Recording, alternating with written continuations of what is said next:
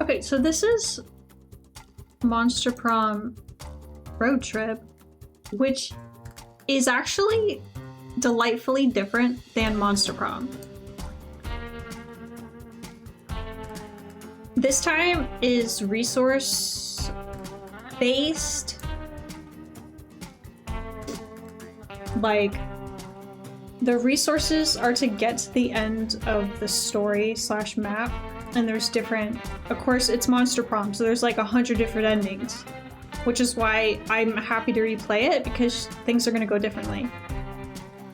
And then the dating is, it's kind of less about dating this time, but Vera is a hitchhiker that we can pick up.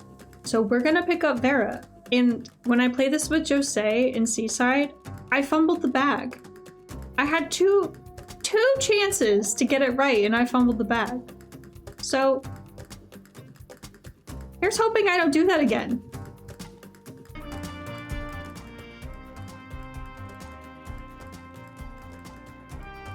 Ruby, how you doing? How do things sound, chat? Do I need to turn anything up? We're playing local by ourselves. Just.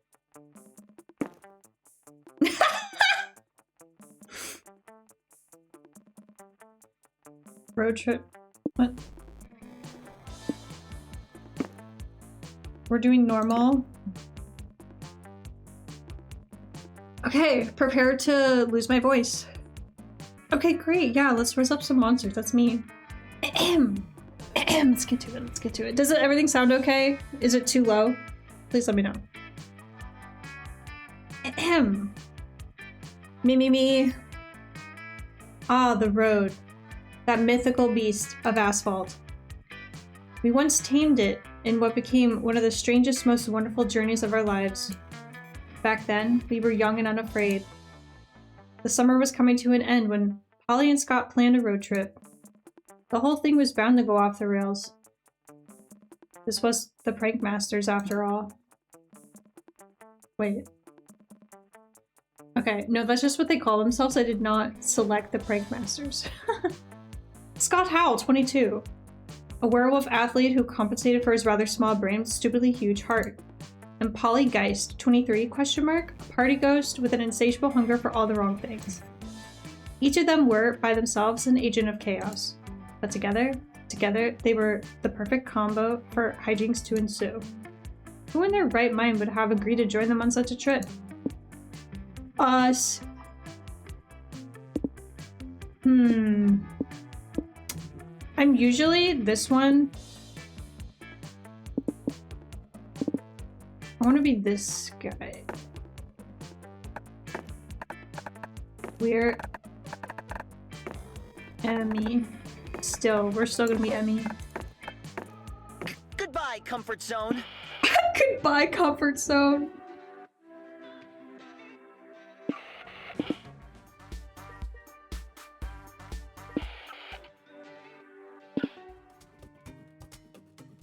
We get to pick our soundtrack. I like the tropical rave.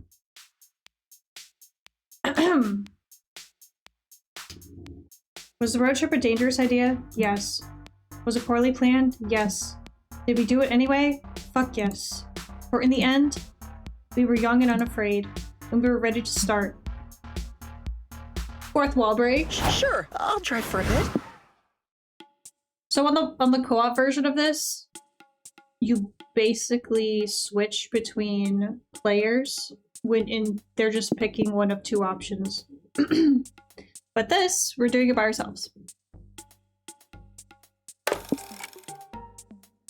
The music's very low. Did I change that? Yes, I did. LOL. There we go. Great.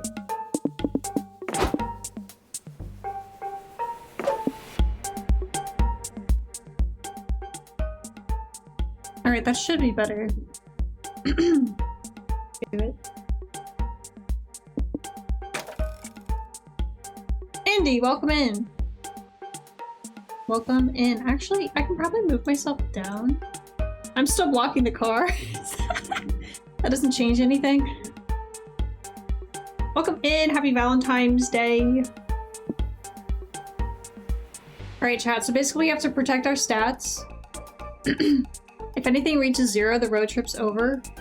But then we need to reach 25 to get to one of the final destinations. Okay, we got the Wig Museum, and we have the fancy motel. We could get hype, we can lose money.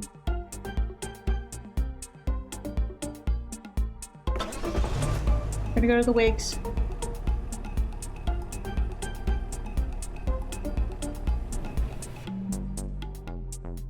Wigs of every color, shape, and style, from the afro to the updo, are on display here. Wig to meet you, madam. You never knew there was such a rich history of artificial hair. There are plenty of things to check out at the museum. You decide to.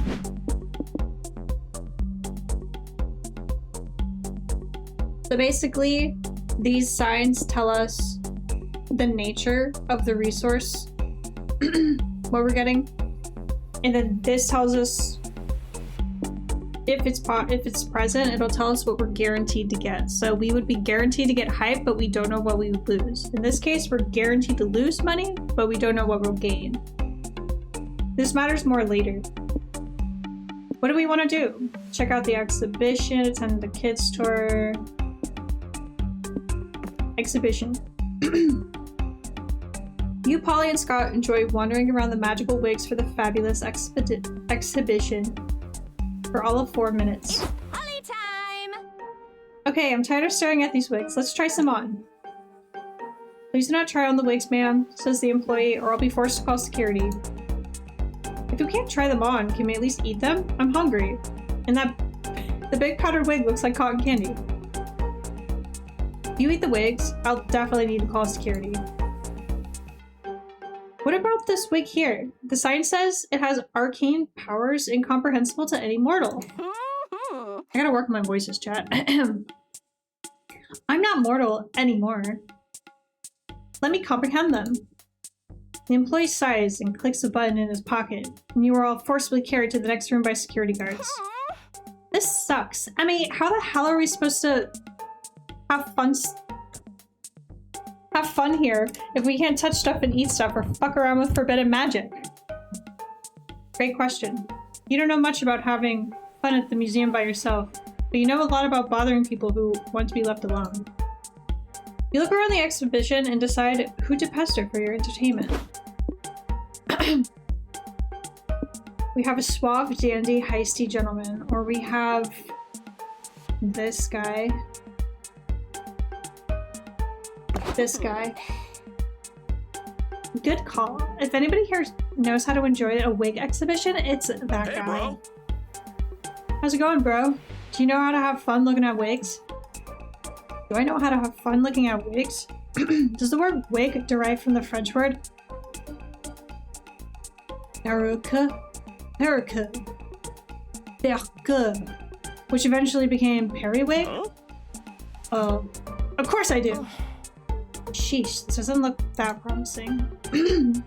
Fun fact about wigs number 1.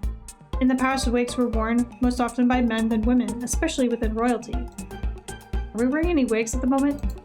No. Fun fact about wigs number 2. I think we have very different definitions of fun. In the...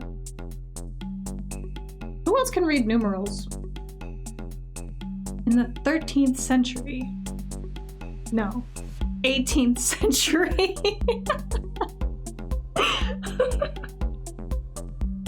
In the 18th century, wig makers petitioned King George III for a law to ensure certain professions always required wigs to be worn.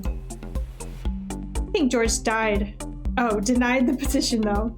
We don't stand King George III in this house. Aww. Polly, wigs don't seem so cool anymore. Surprise wig activity! Let's each share 3 professions that should have required wigs to be worn if King George III had accepted the petition. Can we do something else? Lame. Wrong answer! The right answer was plumbers, ninjas, and the president. Haha! Dang, I can feel the -2 hype leaking out of my pores. Sigh, this always happens. I must admit, I'm not good with people. I wish there was a cool magical wig that covered the baldness of my social skills. It's okay, boring wig person. It wasn't that bad. We still got +2 mine from all those non-fug wig facts. Bye. Yeah, thanks for that. We're gonna leave now, though, because literally anything would be more fun than this. Have a good day. Sure thing.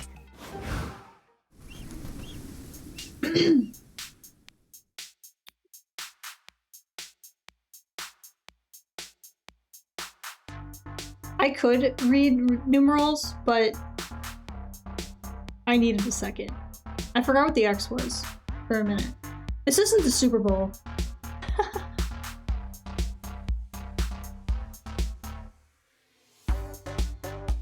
Alright, so we're still doing good. We can do a used car dealership or the national park. Fontaine is cleaning himself near me, and all you hear is his little snorting.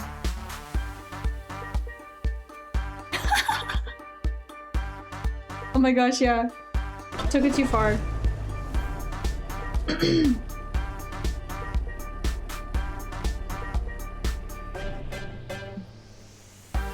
Gently used cars. You're lured to the dealership, mesmerized by the inflatable air dancers and the bombastic signs full of exclamation points such as, "Buy today!" You don't even know why you're here, but you don't need a new car. Such is the power of eye-catching marketing. Big sale! And since you're here, you can go and do your usual weird shenanigans. Why not? What's gonna be, Emmy? Sounds like a threat. We can go on a joyride. We can gain money by selling some cars. We'll probably lose our soul for that. Dance with the air dancers. We'll lose stamina. Let's dance. You approach the big inflatable dancing boys and start busting a move. Celebration twerk. These balloon dudes are totally dancers. Throw that polyethylene coated booty back. They're so cool. Do you think they like my dance moves? Silly Scott, the air dancers can't have opinions on his moves because they're not alive. But after dancing with them for hours, losing 2 stamina and sweating like a sinner in a church, you suddenly aren't so sure of that anymore. The air dancers' faces sway in the breeze. You sense that they're looking at you, praising your mind, body, soul, and dance skills. Whoa! Whoa, this one just put his hand on my shoulder. I think he wants us to follow them. In your dehydrated, hallucinating state of mind, it makes perfect sense. After walking some ways, you find yourself surrounded by more air dancers. Logic says you're still in the used car dealership, but you've danced your logic away. Holy shit. Holy shit, this must be like the secret air dancing village. The air dancers offer you something to drink, thank goodness. No, wait, this is just a cup of air. Yeah. Hey! This is so cool. They must have invited us here because they liked our dance moves so much. Totally. In any society that values the art of dancing till you drop, it's a society I want to learn more about. Sure, who needs water anyway? Find a way of immersing yourselves in the air dancers' culture. The last air dancer. Okay. We already lost stamina, so then we're just choosing what we're getting right now. I'm going to play traditional instruments. Would probably be mind or soul. As their name suggests, the air dancers have learned to control the most powerful element, dance bending. Oh my god, wait! Did you see that when you typed it? Sounds like magic. Let's do Polly, that. I have a question. Holly, what's dance bending? You mean you've never heard of the ancient air dance proverb? It goes like this. Dance, cars, other kinds of dance, air, long ago, the 4 nations lived together in harmony. But everything changed when the car nation attacked. Only the dance bender, master of all 4 elements, could stop them from ruining pedestrian rights.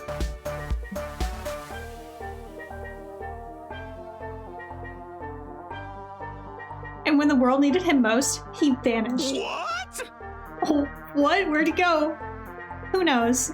He could be anywhere. He could even be in this very room. Whoa! Whoa, do you think I'm legendary dance bender and we just forgot?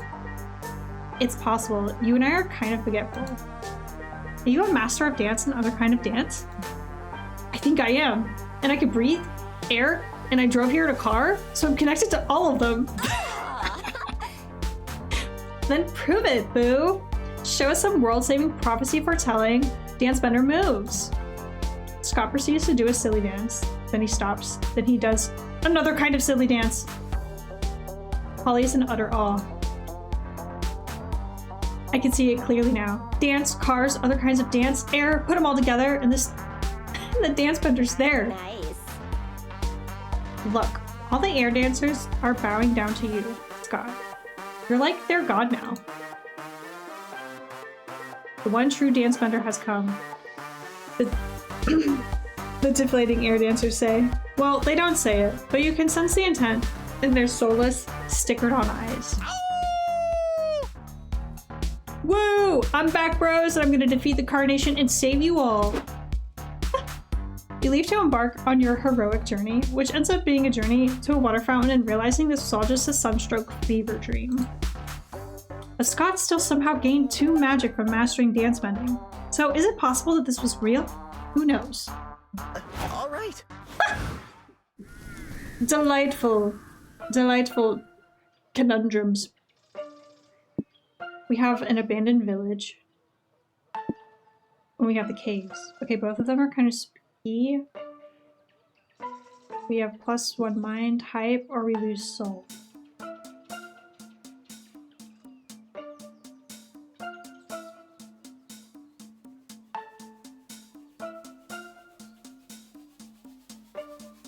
Let's gain some mind. Let's go. Let's try to do that.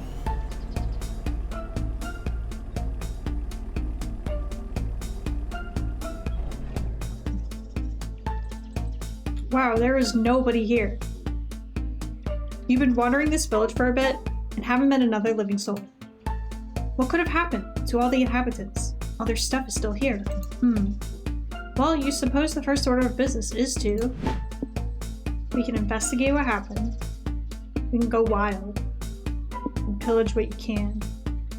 Nah, that's not the vibe. That's not the vibe.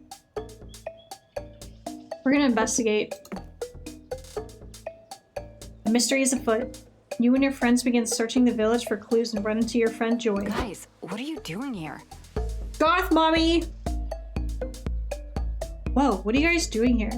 I thought this place was abandoned. Hey. It is. That's why we're investigating what happened. Why don't we compare clues? I found some really compelling raw hide earlier before I ate it. No offense, but I'd rather work alone. Whatever took all these villagers could be seriously evil. You guys should leave this to the world-saving professionals. Come on, we can figure this out together. I, for one, think everyone realized this village sucks and they all moved to Vegas. Sure, if you guys really want to help me. Why don't you try solving this Rubik's Cube I found? Very important clue. Definitely. Let's do it.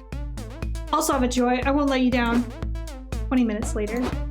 Well, I'm stumped. This would probably be easier if I wasn't colorblind. This is booty. Joy only gave us that clue to distract us from the real investigation. She doesn't think we're competent detectives. But let's solve this case before she does. And if we find the answer first, Joy will finally see how good and smart we are. Good call, Scotty. We'll be a regular Sherlock and Watson. I'm great at reading people's micro-expressions to deduce what they're thinking about. Me. Oh, do me. What do my micro-expressions say I'm thinking about? Milk bones? No, wait. You're thinking about sports. Final answer, am I right? You're asking me? I don't know what I'm thinking about. That's why I needed you to tell me. It doesn't take a detective to see that Polly and Scott are hopeless at this and on their own. Luckily, you know exactly how to turn them into great investigators. Okay, so we're gonna gain mind. We have to figure out what we're losing. Get fancy technology to enact the ultimate investigation technique. Zoom and enhance. It might be money. We need acute perception of Sherlock Holmes, who could analyze a myriad of details just by looking at the crime scene. His secret? Doing lots of cocaine. That sounds like losing stamina. Let's do cocaine. Perfect leap in logic. You and Polly do coke! It'll give you the hyperactive edge you need to notice all the details you wouldn't normally see. Yeah. Woo! Okay, I'm ready to investigate. Like, I'm like so ready I can hear my fucking pulse. Wait. I don't even have one. That's so funny. Polly, listen. Polly, look. There's a phone on the ground. Let's check the photos on it. Maybe there's a superpowered Sherlock brain? Well, maybe your superpowered Sherlock brain will see the clue. The last photos on the phone are of a cloudy sky above the village. You see a weird electrical storm brewing in one of the pics. Ah. Fuck yeah. Fuck yeah. Fuck yeah. This is so promising. Oh my god. Why are my teeth vibrating? Weird. Wait, forget the dumb photos. Look at this phone. Something's off about it. You're right. The case is cracked. Maybe that means there was a foul play. No, forget the crack. Look at the ugly color scheme on the case. Mauve with olive green stripes. Gross. I could do so much better. Holly grabs some markers and starts drawing the phone case. Drawing a better phone case. The vibrant colors. The amazing design. The breakdancing stick figure. Holly's a natural. Yes. You're right. I so am. I should design phone cases professionally. I'll make us millions in no time. Then we can use those millions to buy more cocaine. Of course. It's all so obvious now. You've been wasting time on prom or summer camp or road trips when this is the answer. All along, building a phone case empire. Fuck yeah, let's do this. Emmy, do you know anything about designing a website or running an online marketplace? No, but Vera does. A canonically accurate depiction of Sherlock Holmes. It can't be that hard. You excitedly Google how to design. It's not even typed correctly. That's so accurate. Me when I type anything on Discord. How to design website. Ready to build your own fortunes. What is going on over here? I thought you guys left already. You've underestimated us, Joy. We've proved you wrong. We were totally capable of being millionaire phone case designers. What? Woohoo! You definitely cracked the case. The phone case. You lose 2 stamina being coked up and hyper, but you gain 2 mind. I can do it. That's when I find this game delightful. Okay, so we have the diner and a weird landmark. We can't lose any more stamina, so we gotta be careful about that.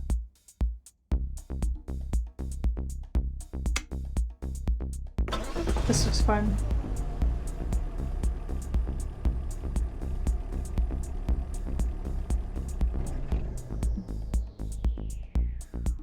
The Dinest is a classy locale made for the road tripper with discerning Crowded tastes. spaces.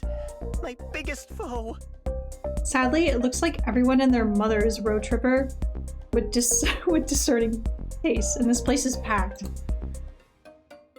The only way you're gonna get seated anytime soon is if you sit with someone else. This is a great opportunity to smash conventional manners and make new friends. Who do you sit with? Alright, we can gain soul, but we don't know what we're gonna lose. Poor soul waiting for their blind date. We might lose hype for that. Like, damn, homie. The table who clearly doesn't want to be bothered. The couple who looks like they need couples therapy. From you, maybe? That sounds interesting.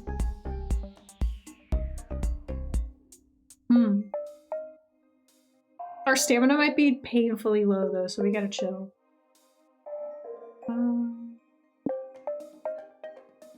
Let's do the blind date. You all sit down with a nervous lich. Hey, bro. Hey bro, I'm Scott. Is this seat taken? Huh? Hi Scott. I'm Ernest, the avaricious. And that seat is actually being taken by my date. Oh, okay, what's your date getting here? any second now, I'm sure. Her name is Mindy. We were set up by mutual friends to go on our first date today. Aw, congrats, boo. How long have you been waiting for her to show up? No! About 3 hours. But surely there's a good explanation, and she's on her way, right? Would you just give me and my friends a second? Wait, would you just give me a second to talk to my friends privately? Oh, sure. Definitely not rude of you to sit at my table uninvited, then exclude me from the conversation.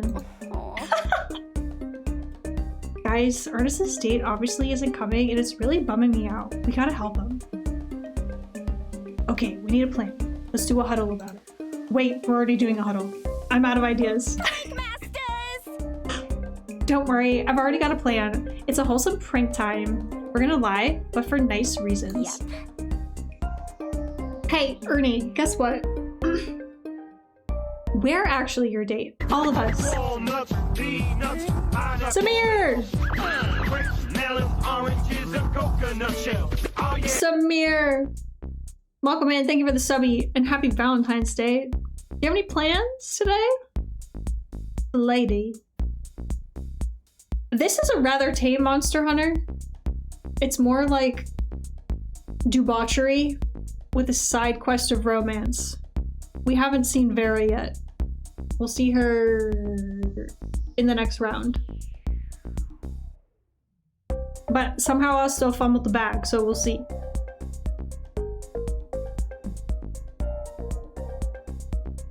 You're all Mindy? But I thought... Actually, you know what? This must just be modern dating culture. I'm okay with this. This is fine. So Mindy, tell me more about you. Why does your dating profile describe you as a 36-year-old woman and not multiple young adults? I'm sure you get asked that a lot. Huh. It's cause, Emmy, why is that again? Because we're actually one being. Mindy is short for hive mind. Or because this is a game show. Nah, we're hive mind. Oh, well, I guess that makes sense. You did say some strange things when we were chatting online. Like, I can't wait for you to meet the real me, all of me.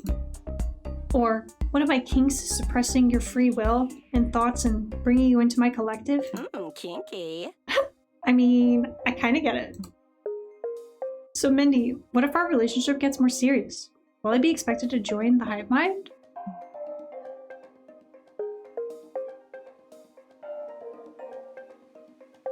Oh my god, Carrabba's is a freaking restaurant I haven't heard in a minute. Hi, Samantha! Sam. How do you do? Me on the big screen with my dyslexic ass reading? I'm honored. Got a charcuterie board? Oh, nice. I have a Trader Joe's tiramisu thawing on my countertop. Yeah.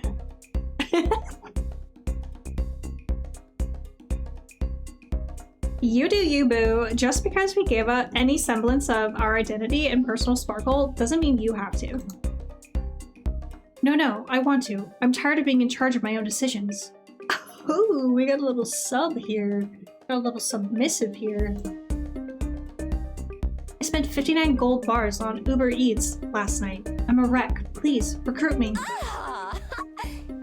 Oh, no, this is just culty shit. It's not kinky.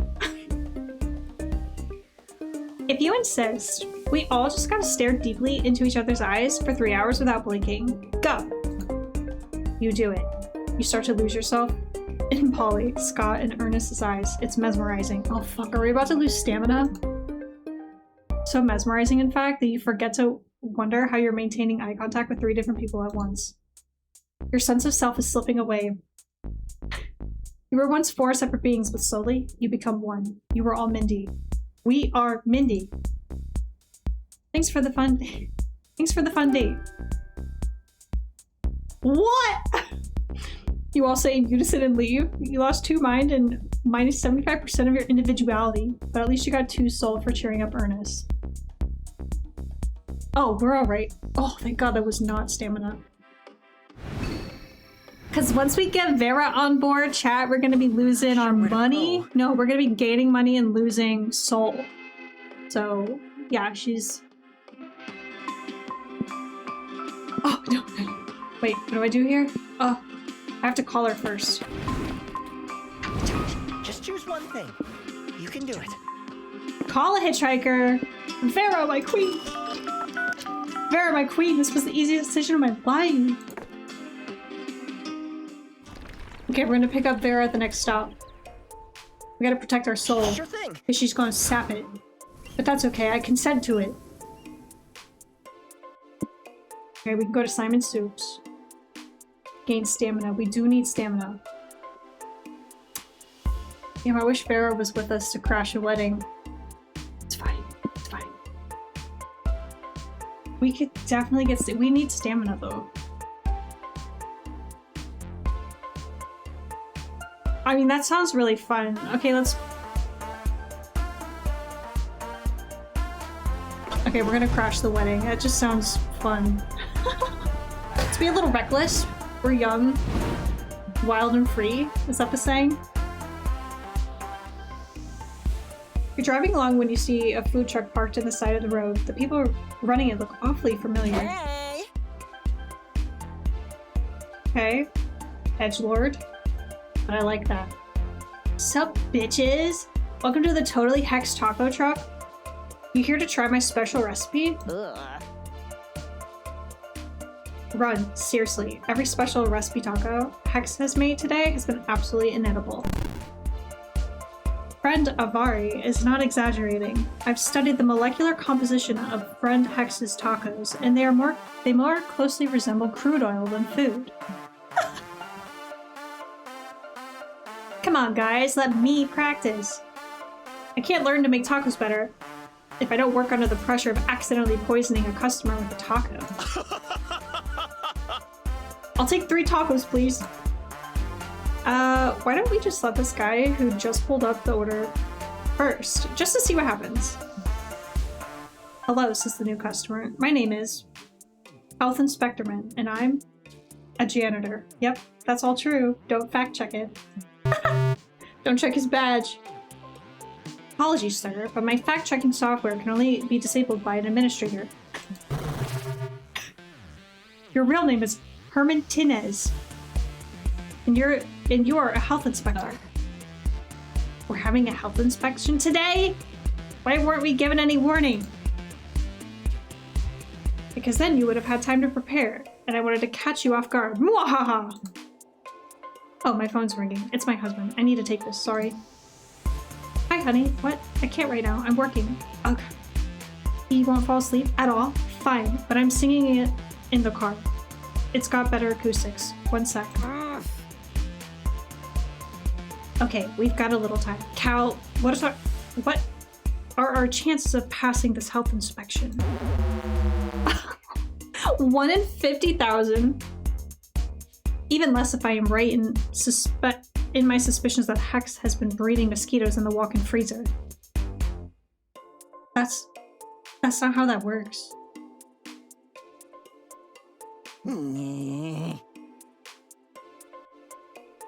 Don't hate on my science experiments. Don't worry, I'm sure we can somehow pull this off in a weird, unexpected way. Emmy, come up with the plan. We're not even to the wedding crashers yet.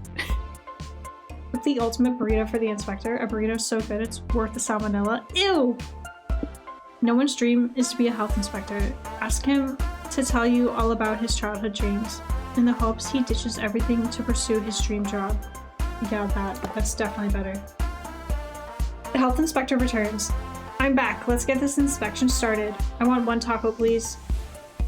Say, Herman, have you ever, thought of telling some total strangers about your childhood dreams? You want to hear about my dreams? Herman asks, starry-eyed. I'd love to tell you. When I was a boy. Lame. I already don't care. I'm losing -2 hype as we speak. Damn, this was a trap. My father was a firefighter. He was incredible, a real hero. Every day I watched him save lives, and I thought to myself, these buildings wouldn't burn down so much if someone were making sure they were up to code. I wanted to change that. When I grew up, I wanted to be a safety inspector. But you sort of did that, right? Aren't health inspectors and safety inspectors pretty much the same thing? No, safety inspectors are superheroes saving people from potential fires and ceiling cave-ins. Health inspectors just stop restaurants from giving people salmonella. But stopping a salmonella outbreak would also indirectly save lives. Yeah, but who would notice or care? You ever read a comic about a superhero who saved people from salmonella? Me neither. Well, I think if you want to be a safety inspector, you should just go for it. Life's not gonna wait around for you to chase your dreams, dude. Logically speaking, safety inspection is quite similar to your current job, so if you're already good at this, you will likely succeed at that. Yeah, you should make a career change immediately. Like, now, immediately. Yeah, you're right. I'm over this health inspector shit. It's time to live my life for me. Herman rips his shirt off and walks confidently into the desert sunset to pursue his new dream. Why didn't he take his car?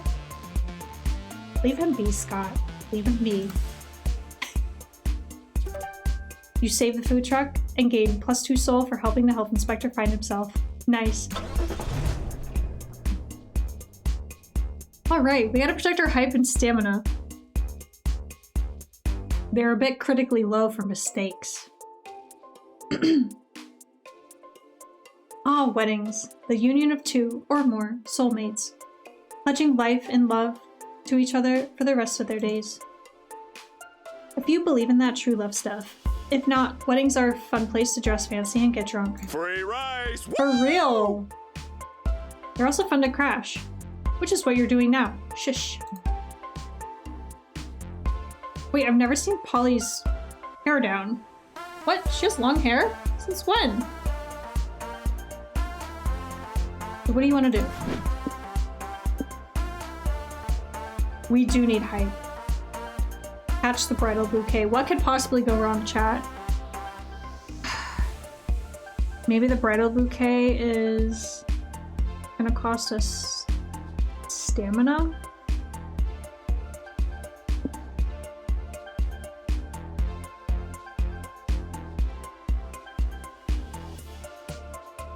Let's do this. Speak now or forever hold our peace. Let's cause chaos. You each have your own approach to sneaking into the wedding. Holly faces through the wall. You use your trusty plot armor to get you into whatever wacky situation you want. Well, I was thinking, what if the bouquet was thrown the length of a football field? I feel like this game would do that. Scott wears a lampshade and pretends to be furniture in the back of the room. We're pretty sure security just doesn't have the heart to throw him out. You watch the ceremony. It's normal and boring until the preacher says, if anyone objects to this union, speak now or forever hold your peace. Okay, side note, does that even happen anymore? I feel like this is very medieval time. In the medieval days, people said that, but not now.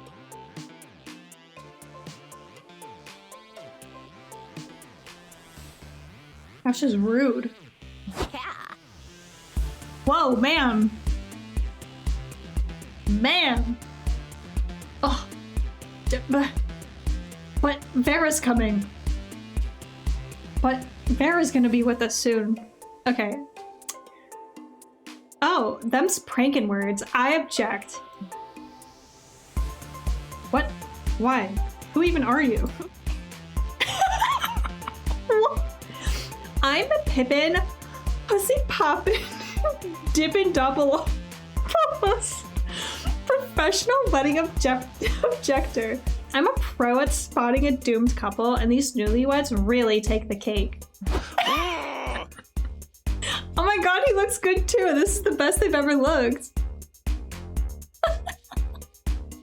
The poly train's pulling into the station. He looks so good. What a dapper gentleman. I object too. I'm a lamp, and I don't think it's fair that furniture can't legally marry. I'm gonna keep objecting until this injustice is fixed. Object, object, object. Scott, no! Scott, this is a wedding, not a courtroom. It's not the same kind of objection. Who's Scott? I'm not gonna stop objecting until a household object's love is recognized in a court of law. Object, object. Is this date everything? Huh? Oh no, he's too into character. I mean, can you distract everyone with an objection while I snap him out of it? This is the best fit she's ever worn. Goodness gracious. The pressure's on now. Why do you object to this union? How far will you go with this prank? Alright, here are our choices, chat. Marriage is a scam. You know what isn't a scam? Investing in your 401k at an early age. The open bar has been out of line for like an hour. Out of limes for like an hour. We can continue the ceremony when this pressing issue is resolved. Beware. Beware, that is not your fiancé. It's his evil twin. His sudden goatee isn't a bold fashion statement, but an undeniable proof of evil. Alright. So we're either gonna get a lot of something good or bad with each of these. Well, little bit, middle, a lot.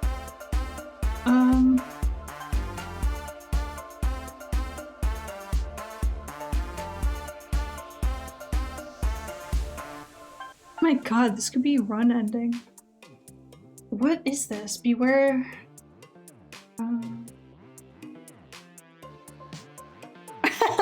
Alright, let's do it. Let's fuck around and find out. You really think I'm evil just because I grew this goatee? The groom says. I just thought it looked nice. Goatees are due for a comeback, you know? Fair enough. But what about your sinister eye patch? Does that mean you're evil? Wow, so now everyone who wears an eye patch has to be evil. Do you realize how fucked up you sound? It's true that the evidence is circumstantial, says the best man, but it's worth noting that the groom's parents did have twins. Richard and Evil Richard. Huh? Wow, really? That's pretty indicting, then. You actually Evil Richard? Fine, you caught me, the groom says. But maybe if my parents hadn't named me Evil Richard, I wouldn't have felt the need to be evil. Nature versus nurture, people. Wait, so you're really an evil twin? The other grooms asked. That's so crazy. I'm an evil twin too. I stabbed my twin brother and came here planning to disrupt the whole ceremony, but I guess I don't have to do that anymore. Really? Small world, Evil Richard laughs. I smothered Richard with a pillow to be here. I guess great evil minds think alike, my dear. Aw, love wins. The best man frowns. Should someone maybe go call the police or... Shush! Don't spoil the tender moment! Your dumb prank ended up uniting an evil power couple in an unholy matrimony. You lose -3 soul but gain 2 hype and even 1 mind for cracking the case of the secret evil twins. Oh! Okay.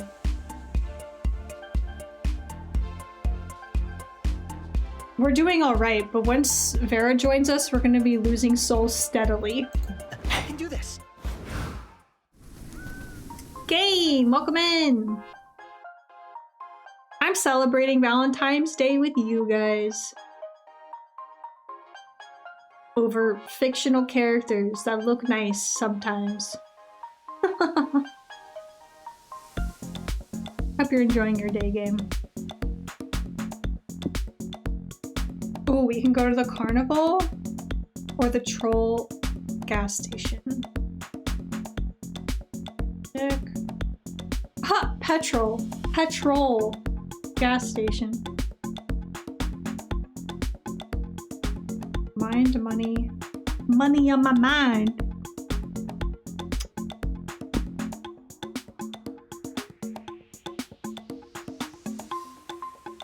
I don't know. I don't know what's here. That doesn't even sound fun. Let's go to the Carnival. That works. Your day hasn't been too bad. That's nice. I'm reading yet another high fantasy romance novel, so my day is just full of Valentine's festivities.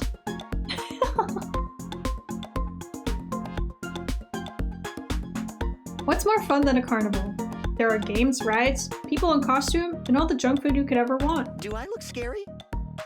The first order of business is, obviously, consuming a pile of cotton candy bigger than your head. Then while you ride the resulting sugar rush, what do you do next? I like cotton candy, but only in small doses. Cause y'all know by now, I eat sugar, processed sugar things, but I don't particularly enjoy it. So I don't do it often. But the first few little dissolving bites of a cotton candy,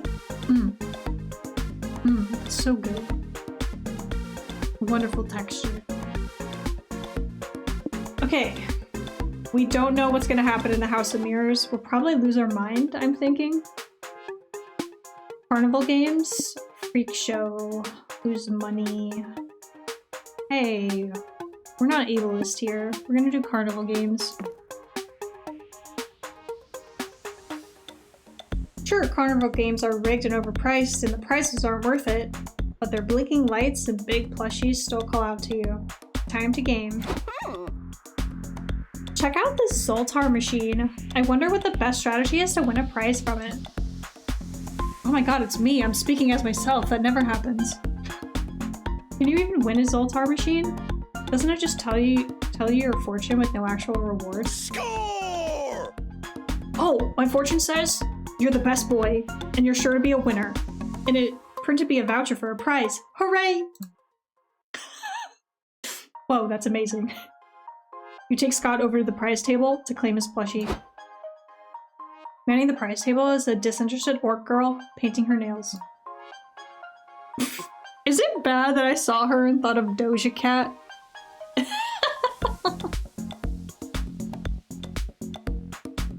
The first few are good, after that you're just sticky and increasingly nauseous. Exactly!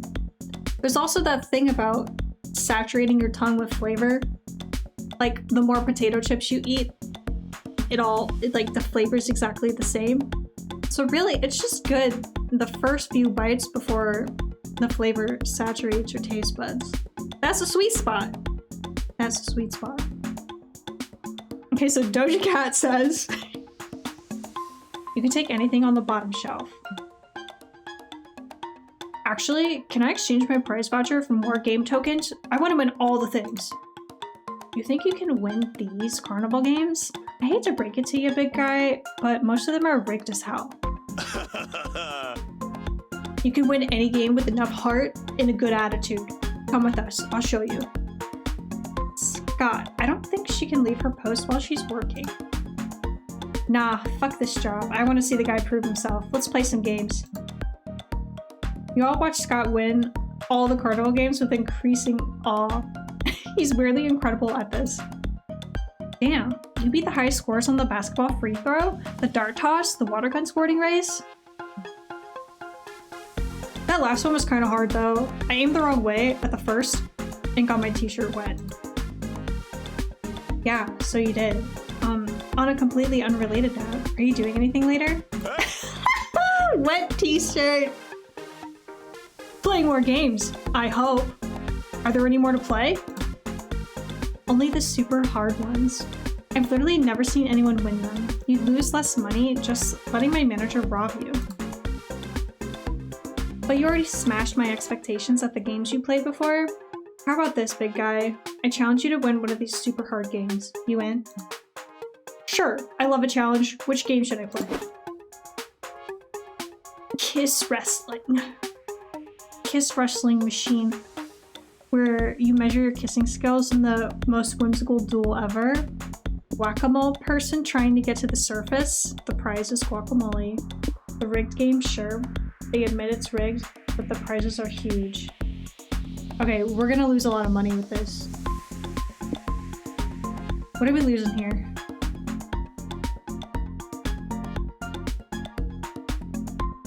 We might lose our soul or something? Or we'll gain soul.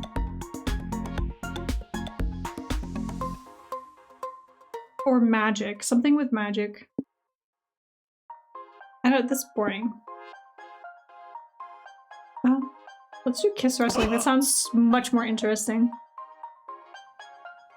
What? Kissing and love are magical things. They shouldn't be turned into a silly carnival game. So you're backing down from the challenge, huh? I knew you didn't have it in ya. You're just a big old chicken. I'm not a chicken. I'm a werewolf. Last time I checked. And I'm not scared of kissing. I'm good at it even. Muscles! Kissing is all about using your tongue. And your tongue is one of the most important muscles in your body. I've got a strong tongue. I'll show you. Scott approaches the kiss wrestling machine and goes hog wild. Or should I say, dog wild. Wow, that's something. You're using a lot of tongue. You know that kissing someone is more than just licking their face like a puppy, right? Gosh. Well, fine. I guess it's somebody's thing after all. Whoa, that was a workout. It definitely took -2 stamina to beat the high score. How'd I do? Oh shit, stamina? I didn't see that coming. We gotta recoup that. You won. You definitely won. Take whatever plushies you want. Take anything you want. We did it! Yay, I won with 2 magic of kissing. Thank you so much. In his excitement, Scott licks the orc's cheek. She turns scarlet and runs off. Oh, she left. I guess she didn't like my kissing after all. Don't worry, bud. I think she liked it big time. Let's do this. Ha, that was fun. Oh shit. Merkingdom Outpost. That looks really interesting. Oh, good news, chat. We don't know what we're getting, so we might get a lethal dose of lost stamina, or we'll recoup it. God damn it. Anything that involves eating or drinking recoups our stamina, so we're gonna look out for that.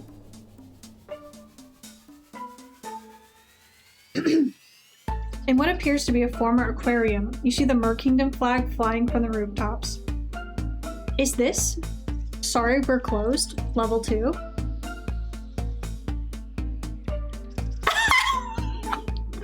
You're streaking! What a bad boy! Oh, that's so funny. Also, thank you for the streak. Grateful for the streaking here. Better not mess with the Merkingdom. It seems the underwater monarchs have been expanding their territories. Oh, maybe we'll see the pink mermaid character here. I hope so. I forget her name. Well, no reason to not visit the tyrannical ocean overlords. What do you want to do? Attend a fancy ball, watch an execution, go to the war room. God damn it, none of this sounds good. The ball sounds like we would lose stamina. Watch an execution, we'll probably lose soul. Go to the war room, we might lose mind or height.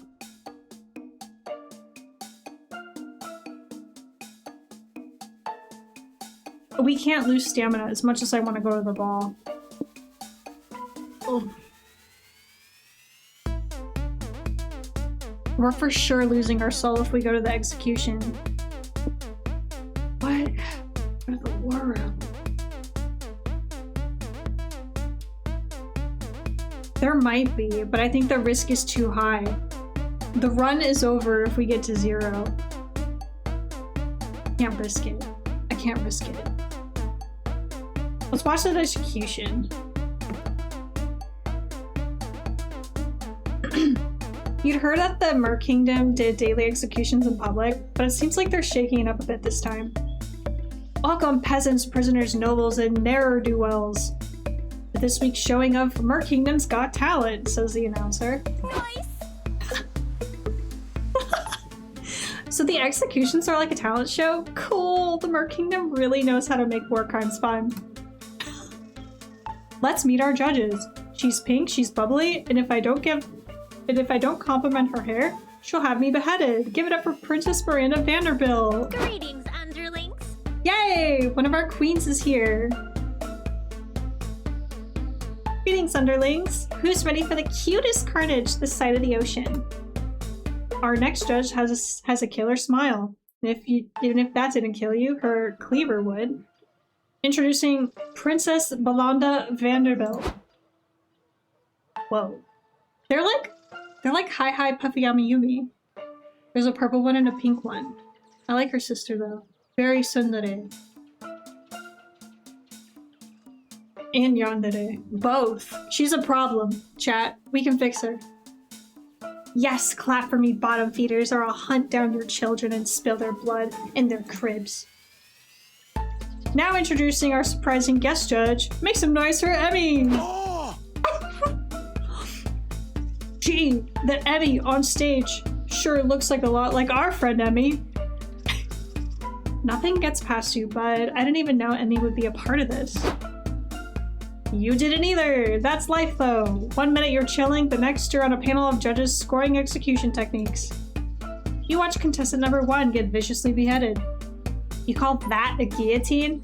I've picked my teeth with blades sharper than that. 0 out of 5 starfish. I love that you wrote Miranda has pretty hair in the contestant's blood afterwards. I give you 3 out of 5. Huzzahs! Judge Emmy, how would you rate this execution? Who knows? You've never judged an execution before and don't have a cool rating scale. What criteria do you use to judge the beheader? Executions are not super nice. Make them a bit nicer by rating them on how compassionate they are. Bonus points if there's an audience participation.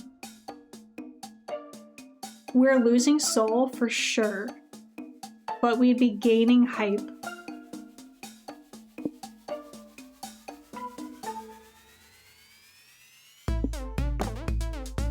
Audience participation? Why didn't we think of that? Let's do it. Listen up, peasants. I'm thinking of a number between 1 and 500. If anyone in the audience can guess it, I'll spare the prisoner's life. Me! Pick me! I bet you're thinking of the number 501. Wrong! The prisoner dies. For our next execution, we have 3 prisoners waiting to be hanged. But if you text the Merkingdom hotline now, you can vote to spare one of their lives.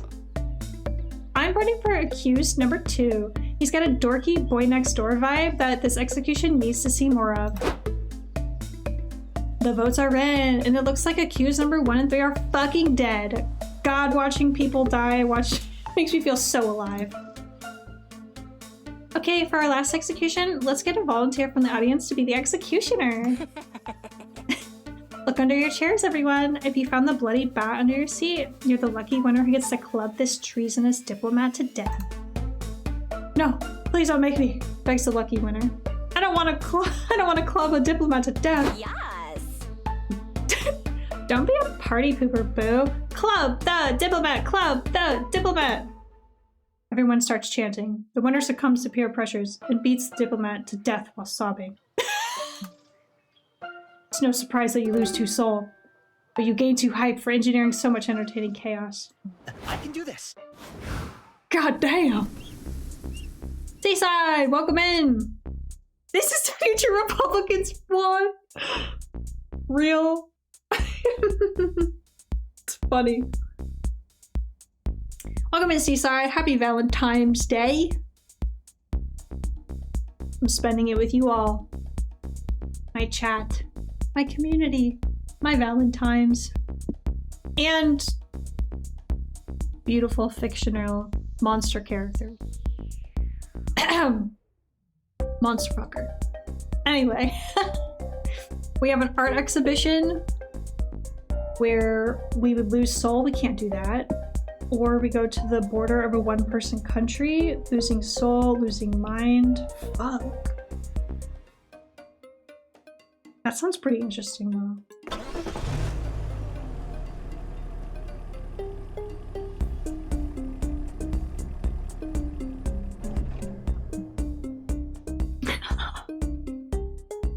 Well, you had no idea there was another country out in the middle of the desert.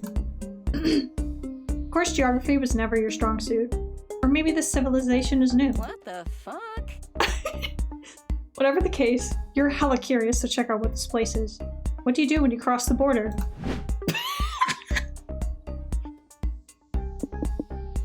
Learn the country's customs. Smuggle something out. International relations. We'll lose mind, but we'll gain something.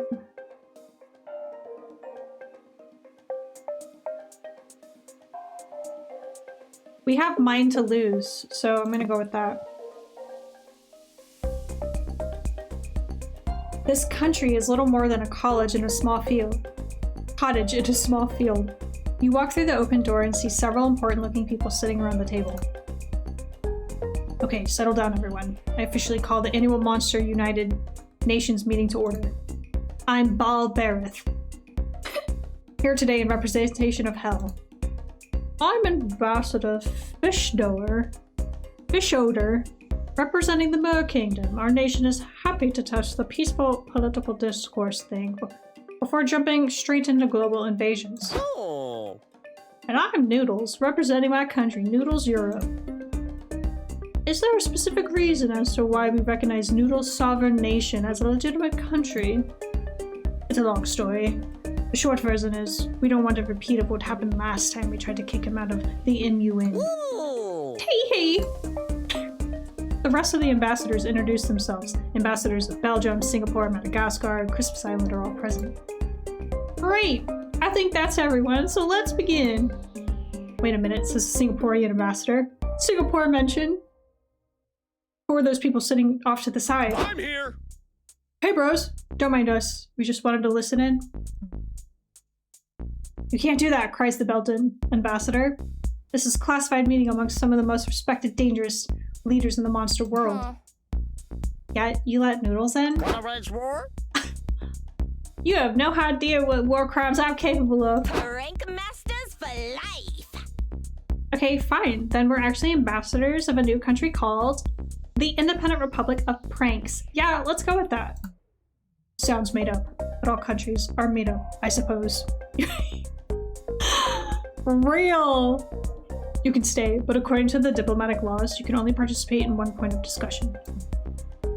It's to help ease new countries into international politics. Check the itinerary for today's meeting. Which point of discussion do you choose? Trade treaties, that'll give us money. Diplomatic negotiation, aiming to stop Noodles Europe from building nuclear weapons.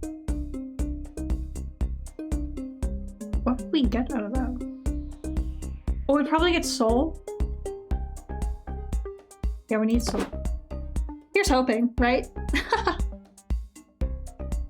Yeah, stopping Noodles from building weapons of mass destruction sounds like the sensible choice here. You wait until they get to that point of discussion. When you join, some of the action has already started. Fuck off! You can't make me stop making my nuclear weapons. No way, no how. Maybe it's too late. Maybe I even already built the nuclear weapons. I have them stored here inside this cardboard box. Is this Iran? He's bluffing. Not even Ambassador Noodles would be reckless enough to put nuclear weapons in a cardboard box. I have nuclear weapons. You think so? Are you so sure that you're willing to let me drop it? No, don't do that. Noodles, if you have nukes in there, you have to show us international negotiation rules entitle us to at least 5-second peek at all nuclear bombs. Oh, fine. Psych! I got you. Ha ha ha! Should have seen the looks on your faces. I think we can reach a compromise. Ambassador Noodles, if you let Ambassador Fishodor have the box, Scott will do a silly dance for you. Trust me, it's very silly. You won't want to miss it. Oh. Well, it's really that silly. Then, okay. Woohoo! Silly dancing time! Doody da. Haha! That dance was great. Totally worth it. You guys can look at the box now. Fucking hell. He really did have nukes in there. Oh. Told ya. We did it! Hooray! We stopped the nuclear apocalypse. Silly dance time. You lost 2 mind from all the brainy diplomacy, but you gained 2 soul for taking the nukes away from Noodles. Yes! Okay, I need 5 minutes. No, I don't! Just choose one thing. You can do it. You thought I was gonna pick joy? Crazy. You invite Vera to join your road trip. Sure, I'll go with you. Fine, I'll come. My stupid chauffeur is running late anyway. Let's go. Now. I'm already 2.5 minutes behind schedule.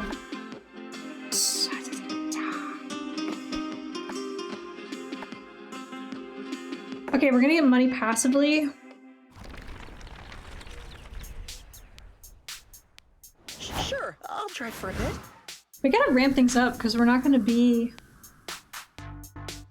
at 25 anytime soon. Hopefully it's the only time this year we'll have to be forced to take nukes away from somebody. Starting off 2026 strong.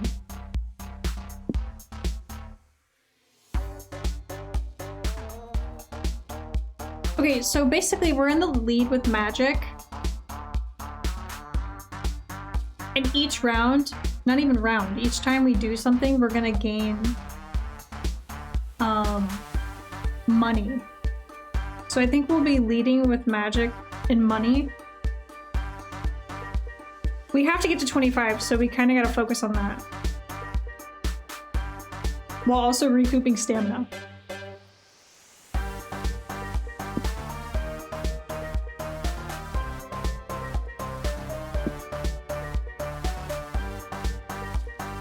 Let's go to the biker bar. Maybe we can eat something at the biker bar. I'm starving.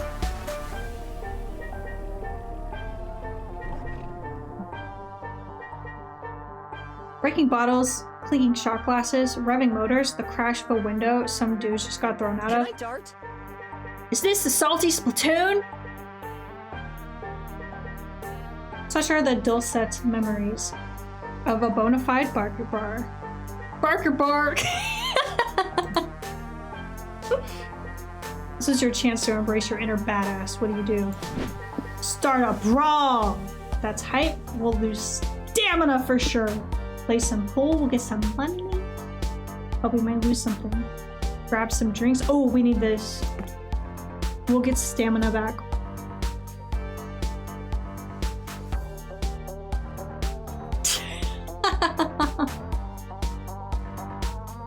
Not in this case. Or like, as one could see, we're not totally in control. So if I don't play my cards right, boom, run over. And we don't get a date with Vera. Don't forget the reason why we're here today.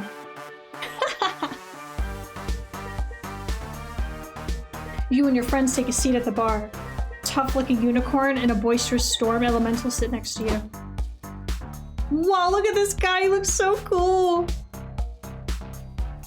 They all look cool. Hey guys, I didn't know you drank Hey, here. bro. Hey Suzanne, we were just passing through on our road trip. You and your friend come here a lot? Yeah, all the time. Whiskey and I own this place.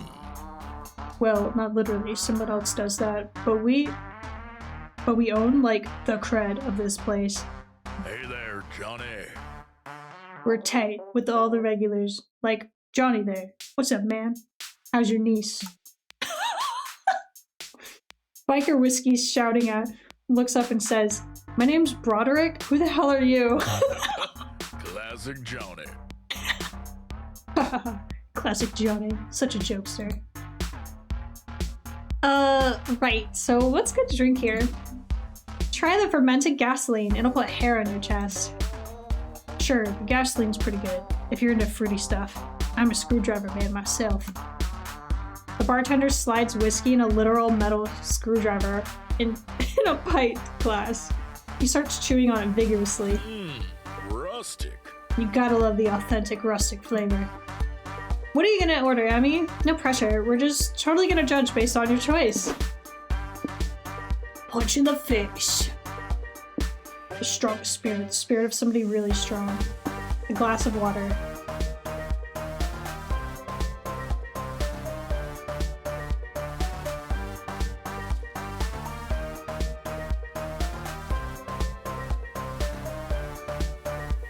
Okay, this is soul.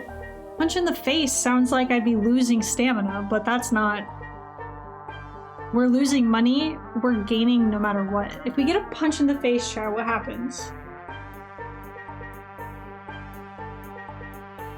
I can't fathom that. That gives me stamina. Maybe that's hype. That's hype. We need a glass of water. We need a cold glass of water. Can't help but feel nervous about your choice. Your friends are clearly hyping you up to order something intense and alcoholic. But you're thirsty and you like water, so you order one. It costs -2 money. Man, this place sucks. Since when did they start charging for fucking water here? This place is really going down the tubes. No kidding, but good on you for getting water, boo. Nothing's cooler than a hydrated body. Hey, And now we have a designated driver. Thanks for looking out for us, bro. Why are you looking at us like that? Did you really think we were gonna judge you for not ordering alcohol? We weren't serious. It's just a test to see if you could resist peer pressure, and you passed. Now you get to bask in the glow of peer validation. Nice. You earned your friend's respect and +2 stamina from being hydrated. Yes! We're not on the brink of death anymore, chat. Gotta watch our soul, though. My girlfriend's siphoning it. Wait! She's not our girlfriend yet.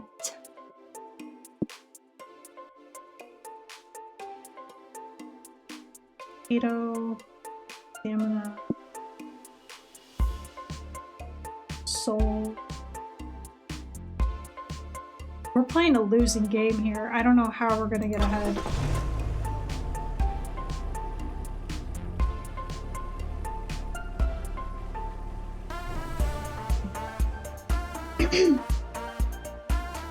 Are you a government conspiracy theorist? Well, you're about to be. science! Welcome to the secret government laboratory. Laboratory, where all your favorite politicians order their scientists to play God. There are grisly experiments, mutated creatures, and crimes against monstrosity galore. What catches your interest?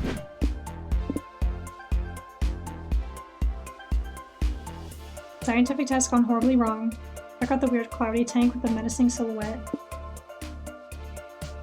Weird forbidden experiments.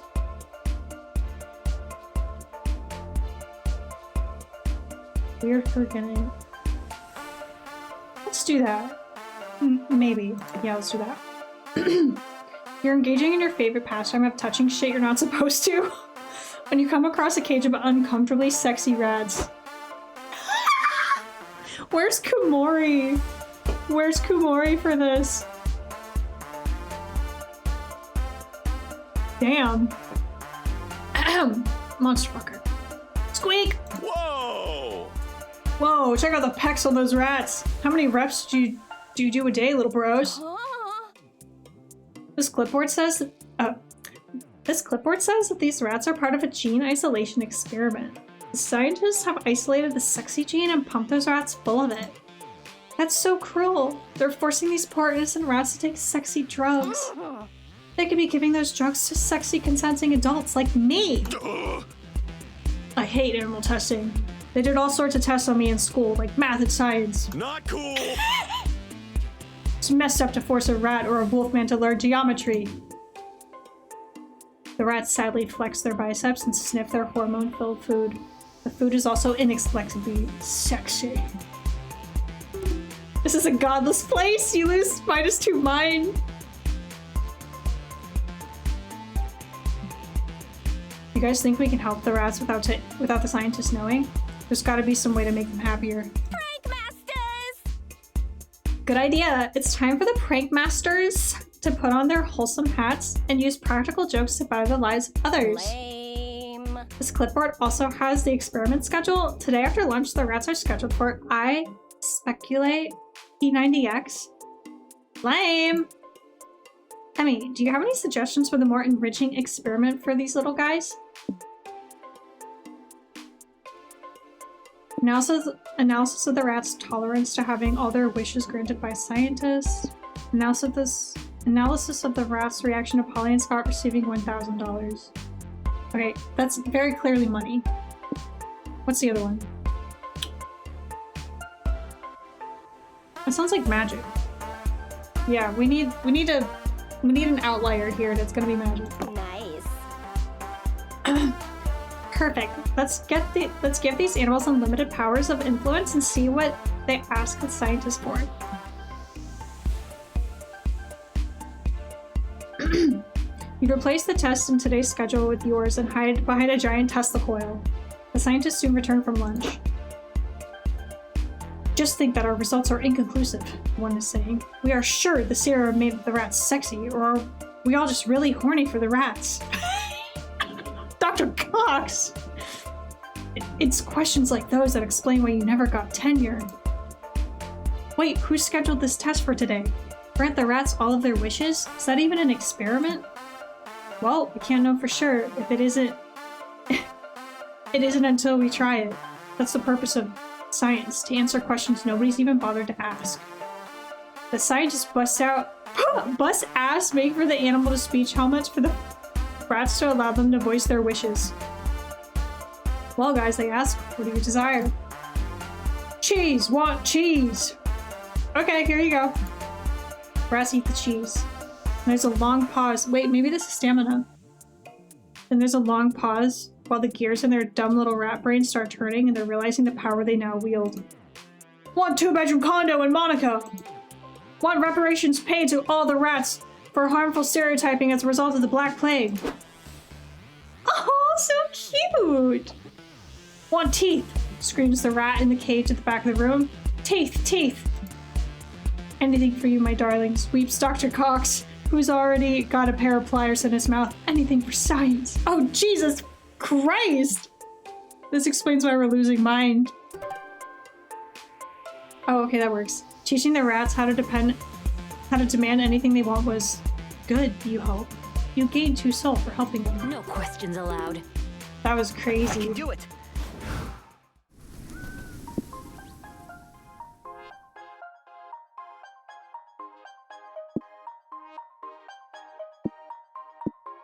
Let's go to the Shady Property for the money strat.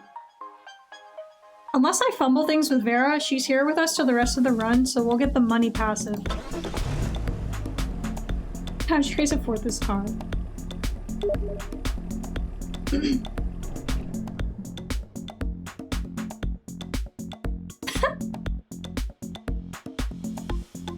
This place seems exactly like the sort of place you should have What visited. can go wrong? Which naturally is exactly why you have to visit. Horror movie logic for the win.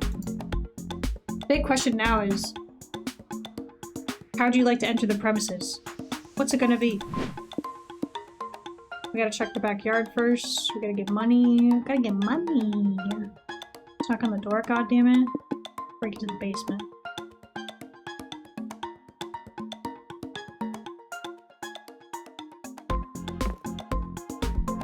You sneak into the backyard to find a masked man talking with 2 cops. Good evening, Jerry. Good evening, Jerry. We got a call last night. Something about a woman screaming and begging for mercy followed by chainsaw noises in your house. Oh, that was just my wife and I having our special time. You know how it is. But hear that. Happy wife, happy life. Now I'm sure this is nothing, but we got another call in an hour later. That you were digging a hole, rolling a Persian-shaped bundle into it. Oh, I was just gardening. Yeah, I always do my best planting at 2 a.m. Makes sense. Gardening does require digging tools. It all checks out. I think we can safely say this all checks out. Yup, this all seems to be in order. Sorry to take up so much of your time, Jerry. My partner and I will be going. Ah! Screams the cops as they suddenly plummeted to the ground. Ow, silly us, falling into the sudden 6-foot hole. Thank goodness our fall was broken by the soft corpse. Wait a second. Jerry, buddy, care to explain why you have a corpse in the hole of your backyard? Oh, well, that's because, actually, I need a second to talk to my lawyers. Wait just a second. Hey, you trespassers, congrats. You guys are my lawyers now. I'll pay you if you can get me out of being arrested. Oh, Wow, I'm a lawyer? My grandma's gonna be so proud.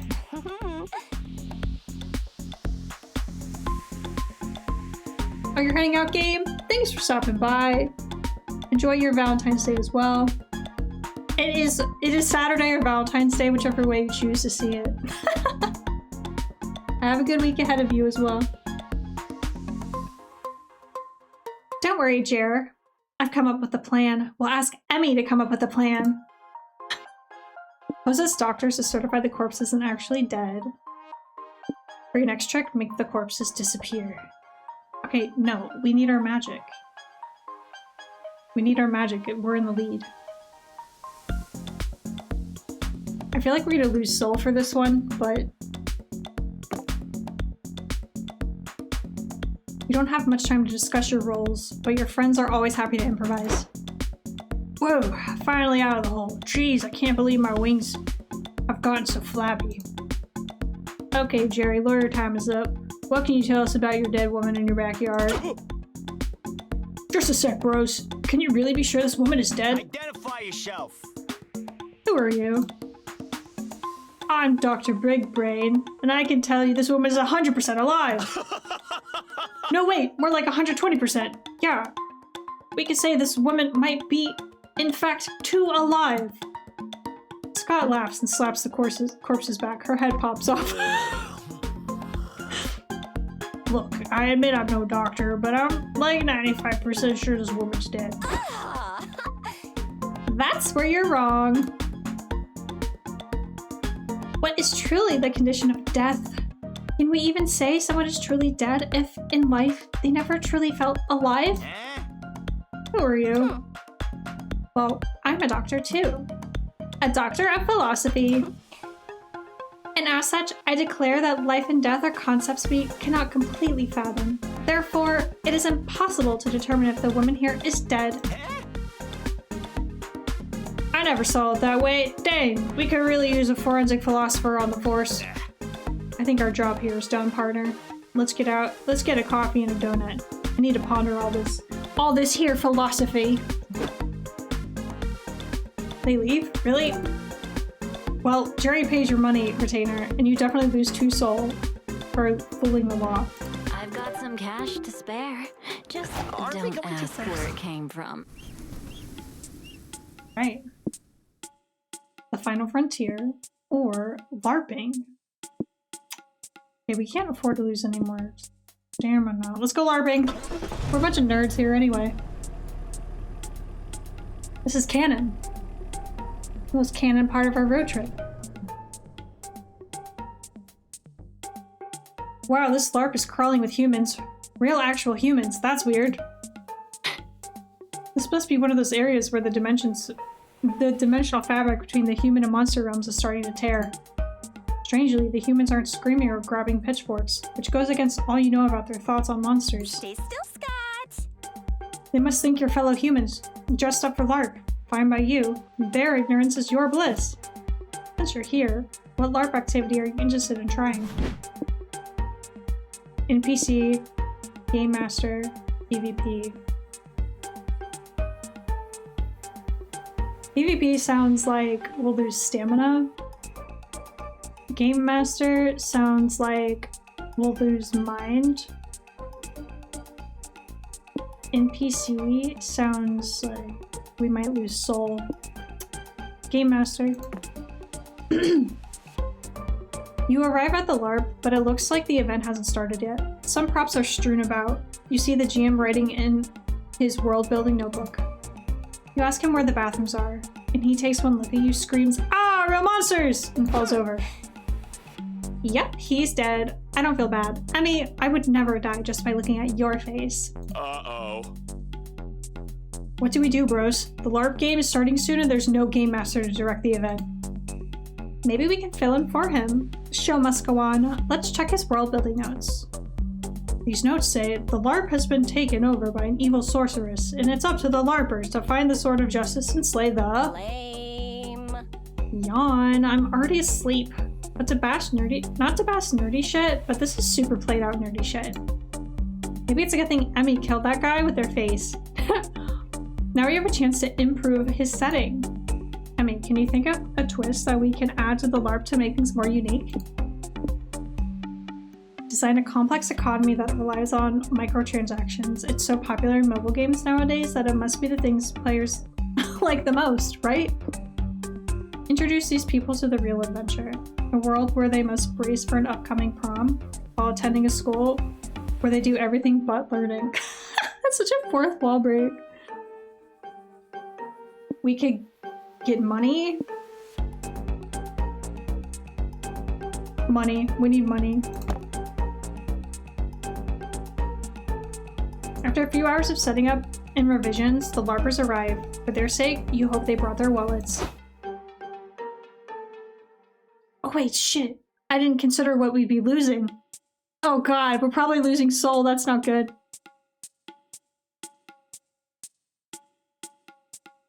On guard, villains. My adventuring party and I are here to slay the evil sorceress. But first, do you have a quest for us to gather experience? Have fun. Sure. Here's a dire wolf. Slay that thing. Set up a cardboard dire wolf. Fighter slashes it to pieces. Sorry, boo. Oop, sorry, boo. Your damage output wasn't quite high enough to slay the dire wolf, but for +2 money, you can increase your damage by 80% for 48 hours. Ooh, do you have any upgrades for me? I'll easily pay that amount for an increase in loot playing. That sounds way easier than practicing my scales. Scott Snacks! Woo! Commercial break time. Have you guys ever tried Scott Snacks? They're the yummiest treat for adventurer on the go. Ha! I'm an immortal vampire, a creature of the night. I have no use for your pedestrian junk food. They come in cherry blood flavor.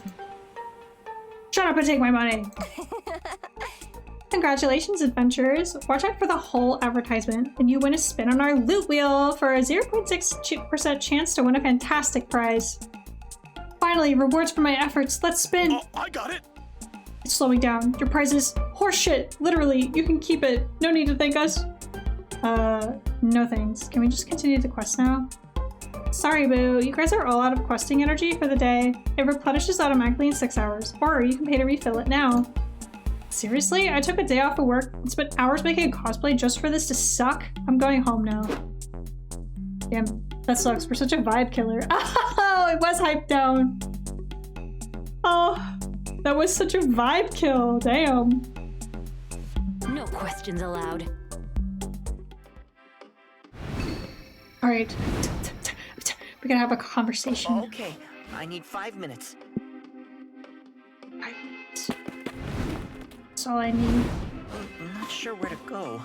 Talk to Vera. Her dream house. I want to know what my queen wants. A place for myself. I want to get a place just for myself. Maybe Valerie could join too if she wanted.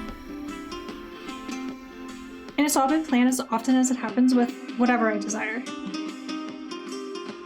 First I made mood boards, then filled notebooks, and now I have comprehensive spreadsheets. That's interesting. Why am I not surprised? Tell me more about it. I want a high apartment with optimal lighting, at least in the living room. Preferably facing east, so it's kissed by the morning sun. No less than 2 bathrooms, one of them a suite. No less than 3 rooms, one for myself, one for guests, and a studio. Literally, guys, Vera is me. Vera is me, which is why I like her so much. I need a place to put work, and while I do want a place for myself, I still want to make it easy for Scott, Polly, Val to visit as often as for as long as they want. But extra rooms are welcome. I'd love a tiny desk, dark room to keep people hostage and psychologically break them to gain useful intel. I want a place not too far from my dad's house so we can visit each other often. And I want mirrors. Lots of mirrors.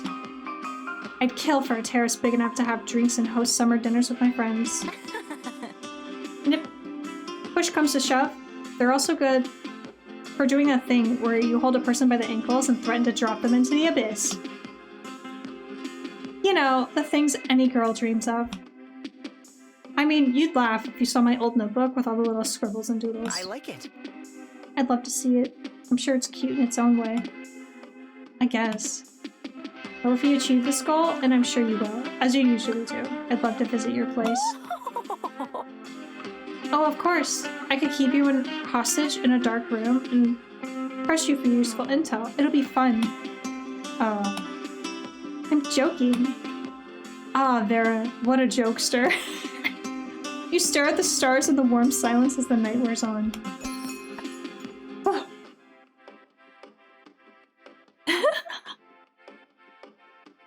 My inner consumer. Listen, I like a nice apartment, like my current one.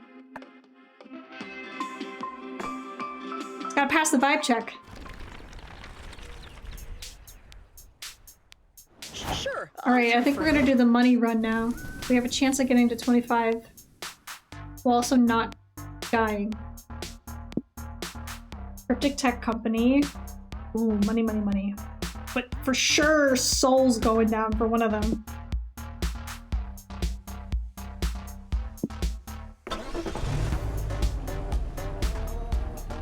Norm Corp Tech. Oh shit. You, Polly, and Scott are calmly driving to your next destination. Vera is not so calm. This is really inefficient. I honestly have no idea how you dumbasses made it this far before I got here. This trip is just a disorganized mess. Like, why do we keep stopping at random places? We don't have to visit every zany location we pass. It just slows us down. And why is it every time we stop somewhere we lose one or more of our key resources? It's frustratingly inefficient. Huh. Fourth wall break, my queen. So observant. Yeah, it's kind of annoying and unhelpful too. Maybe we should only gain stuff and not lose it when we don't have to. See, Scott gets it. Luckily for you all, I figured out a way to do just that. Vera hands out some color-coded spreadsheets and planners, all labeled Road Trip Optimization Initiative. In order to reach our destination as fast as possible, we'll drive 18 hours a day, ration our snacks, sleep in the car with a brick on the gas pedal. You get a 5-minute bathroom break every 4 hours. If you can't hold it, use your assigned emergency urine bottle so as not to disrupt the schedule. Literally me in my 20s. Vera, babe, you gotta chill. We're on vacation. Quit obsessing, relax, and invite a little chaos into your life. Inviting chaos into my life sounds like the worst possible way to relax. Okay, babe. Okay, baby steps. Want to try listening to one of our relaxing tapes to help you unwind? Fine, play me a tape if you must, preferably one that isn't a waste of my precious time. Soothing Schadenfreude, a podcast to remind you that you're doing okay, at least compared to the shitty lives of these other people. We might lose hype for that. Sound of the Sea, we put a mic underwater, now you get to listen. What are we losing for this, though?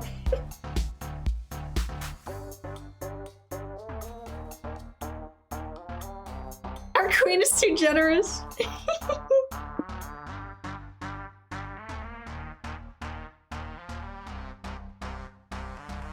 I feel like this is good for our mind, but will lower hype. I don't care about either of those stats. Let's do this one. Let's fuck around and find out. You roll the tape and hear the mic plunging into the ocean. The sound, rushing waves, babbling bubbles, smooth current washing over you. And suddenly there's a voice on the tape. It says, "And as I was saying, I love being a talking fish." Then we see eye to eye on that, buddy. Another voice chuckles. And to think the dumb surface dwellers don't suspect a thing. Look, here comes Sheldon. How you doing, old chum? Hey guys, says Sheldon. I see you two are still hooked on these awful ocean puns. Of course we are. They make us so bubbly. Another big adventure. Another big advantage to being a talking fish is getting to use so many great ocean puns. Wait a sec, there's something fishy going on here. Other than us. What's on your chest, Sheldon? It's a birthmark? It's a microphone. Are you recording us? To out us to the surface dwellers? That's so shellfish of you. It's not just selfish, it's treason. Punishable by death. Someone call the mer people. No, please, don't have me arrested, Sheldon begs. We can't all still have a merry time together. Get it? Like maritime? Sorry, Sheldon. Not even that excellent pun can save you now. The next several minutes of screaming, suffocating, and the hiss of an axe strolling suggests that Sheldon was executed, and the tape goes silent. Wow, that was something. At least it distracted me from whatever was stressing me out before. We lost 3 hype? Okay, but we gained 3 mind. Damn. scary, guys. We gotta watch our other stats. Wow, you've never seen technology this advanced before. The future is here. Finally, you can answer questions like, what's the future of virtual reality? Is crypto really the currency of tomorrow? And what the fuck are NFTs anyway? Real? There's so much to see, but only so much time. You want to check out True AI. That sounds like soul-sucking. The metaverse sounds like... The algorithm! We'll do the algorithm. You and your friends wander the halls of... Oh, shit, guys. I have regrets. Oh, shit! I have regrets. Oh, I regret picking this, actually. Please. I need a secure date with Vera. Oh, man, guys. We're... We might not play it risky this time. You and your friends wander the halls of the tech company until you find the room entirely dominated by a huge computer. Greetings, Polly, Scott, and Emmy, says the stilted electronic voice. This is I, Mac, the most intelligent supercomputer ever devised. Really? Do you know what my favorite color is? It's Blanc. You saw it once while you were tripping on acid and somehow access colors only shrimp can see. Nice. Damn, you're good. Me! Mr. Mac! Mr. Mac! Do you know what I'm thinking about right now? You aren't thinking. Whoa, you're right! Good job! Hey Mac. Do you think you could, like, not listen in on and gather data about us for a few minutes? I need a private moment with my friends. No, I'm programmed to gather data at all times to fill out my database. What if we say pretty please? Well, I've never been asked pretty please not to gather data on somebody before, so sure, I will give you a few moments of true solitude. Guys, we have access to a real supercomputer right now. Do you know what this means? Oh!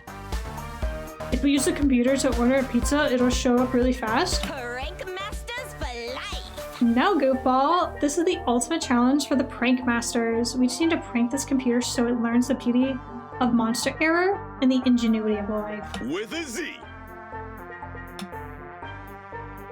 But how does one prank an all-knowing, constantly developing AI?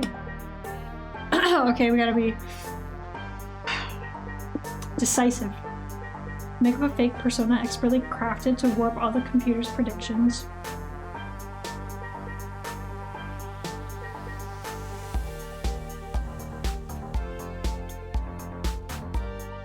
That sounds scary.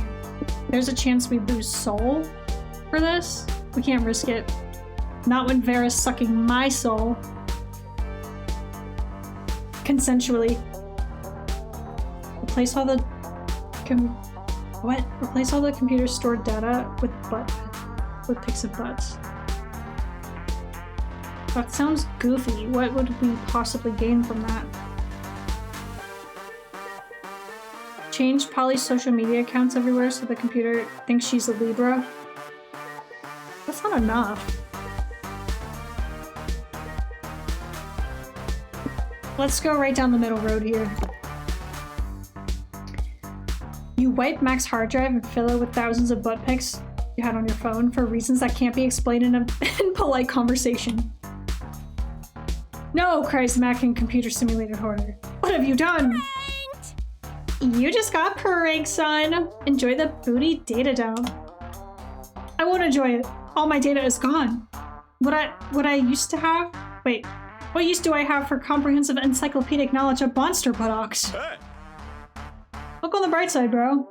You can really give really good reviews of butts now. Like this one. What do you think of it? According to the beauty standards, the butt in that photo is desirable due to its bubbly disposition and the harmonic symmetry of its cheeks. Ooh, nice assessment. This prank is already paying off in dividends. Celebration twerk. What do you think of that, my booty Mac? Twerk, twerk, twerk. Polly twerks on Mac's screen with enthusiasm. Get the feeling Mac would be crying if it still had any data on the function of the lacrimal glands. This is not worth the price I had to pay. But since you asked, I must comply. Your butt, per my data, is unequivocally an ass that won't quit. You all laugh and leave the supercomputer to its misery. That's really funny. I think we did a nice thing, guys. It's probably not that great for Mac to be gathering everyone's personal data all the time anyway. Fair, but let's be real. We didn't do this for the ethics, we did it for the lulz. So we'll still probably lose 3 soul. Fuck! At least I got to twerk, which is always good. Fine. That was such a bad roll, Chad. That was a really bad roll. Unironically, the most heroic thing we've ever done on stream.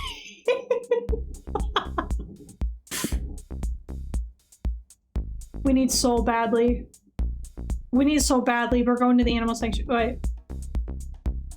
Adorable village. Adorable village. We need soul.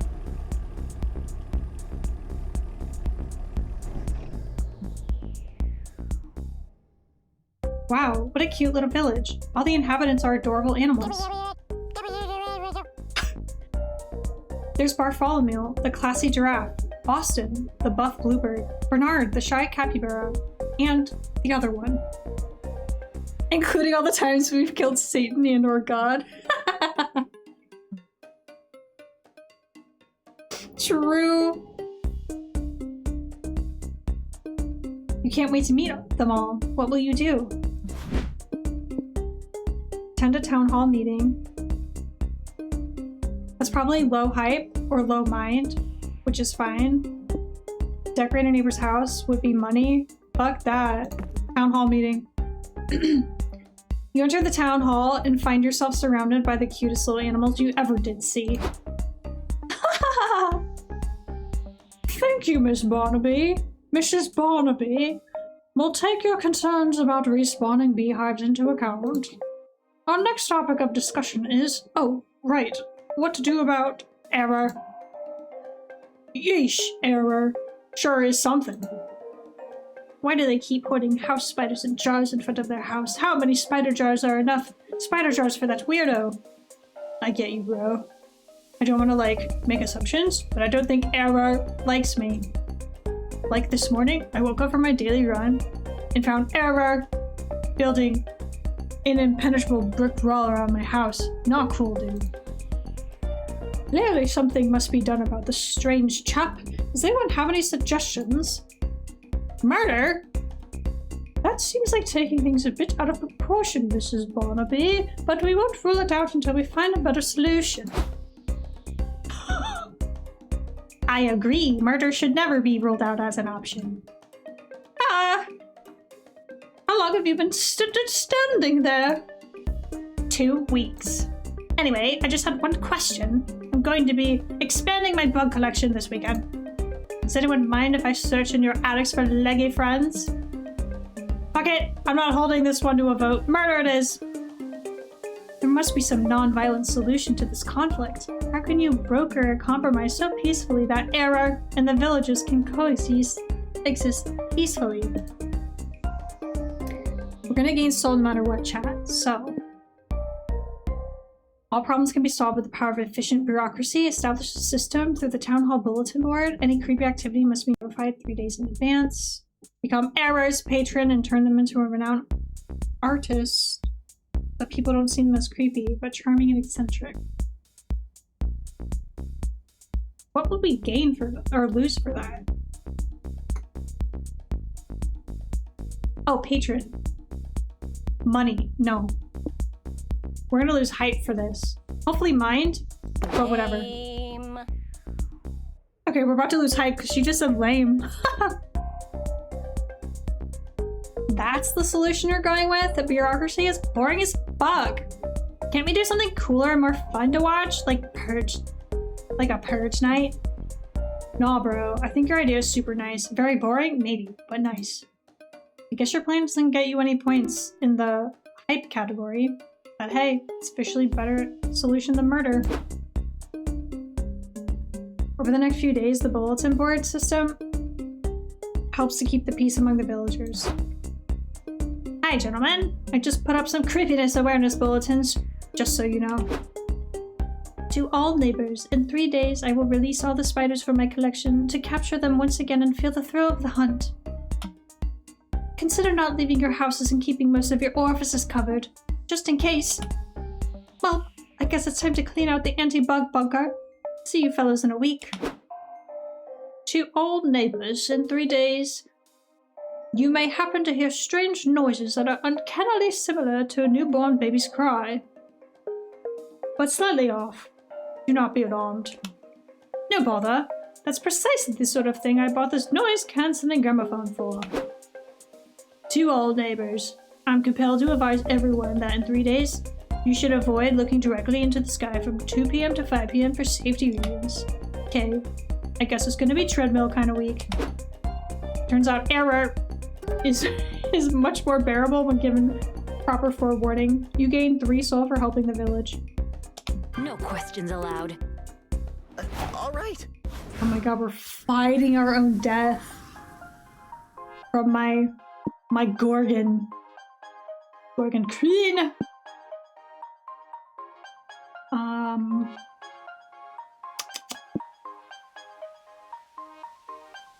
I feel like every time there's money involved, we risk losing our soul.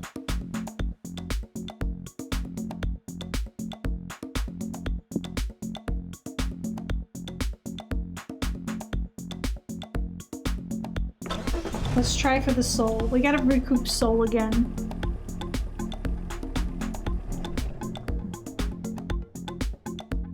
You came here today to answer the age-old question, do aliens exist? We're not alone. Who knows if you'll see any today, but at least it'll be fun to hang out with the other UFO spotters. So besides watch the stars and swap extraterrestrial conspiracy theories, what do you want to do? Make tinfoil hats? Oh, we'll lose mind for that for sure, which is fine. We have so much mind. I hope I'm right. Teehee. You come upon a huge gathering of UFO spotters. You see lots of telescopes, constellation charts, and Jefferson Airplane CDs going around. You also see Kale and Abdu. Okay, sick. The black and gold guy, really sick. And he's got a nipple ring. He's kinky. What's up, guys? I didn't know you all were into UFO sightings. Hey, bro. Hey, bros. I'm just on a road trip and decided to stop by. There are so many people with cool telescopes here. That's not all. That's not all they've got. UFO spotters have surprisingly diverse interests. Want us to give you the grand tour? Over there are the It Crowd. They are the popular spotters who know all the latest end-of-the-world prophecy gossip. Why is this section so much harder for me to read? What the fuck? North by the creek can test what chemicals the Mayan is putting in the water. There's the chemtrail spotters, the alien abductee support groups, the vehicle enthusiasts, who all know the different UFO types. Ooh, what about those shiny guys over there? Are they UFO cosplayers or something? Those are the tinfoil hat fashionistas. They know all the latest fashion trends on how to protect your thoughts. What are they protecting their thoughts from? From the government, of course. The fashionistas scoff.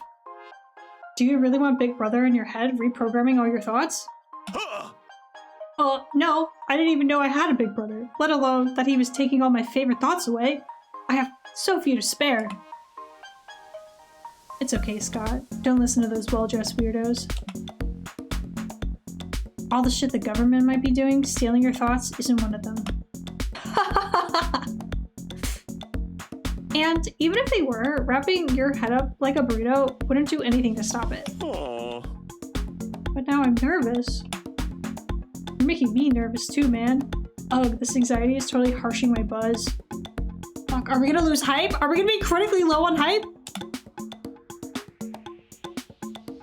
Damn, if we don't calm Scott down, we're gonna have some paranoid stoners on our hands. Can you help him protect his mind somehow? There are bodyguards, there must also be mind guards for hire, right? Protect your most valuable thoughts by flooding your brain with tons of useless ones.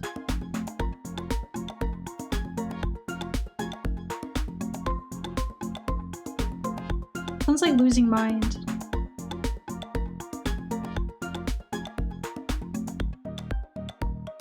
I don't know. Protect your most valuable thoughts by flooding your brain with tons of useless ones. I'm really scared about losing hype.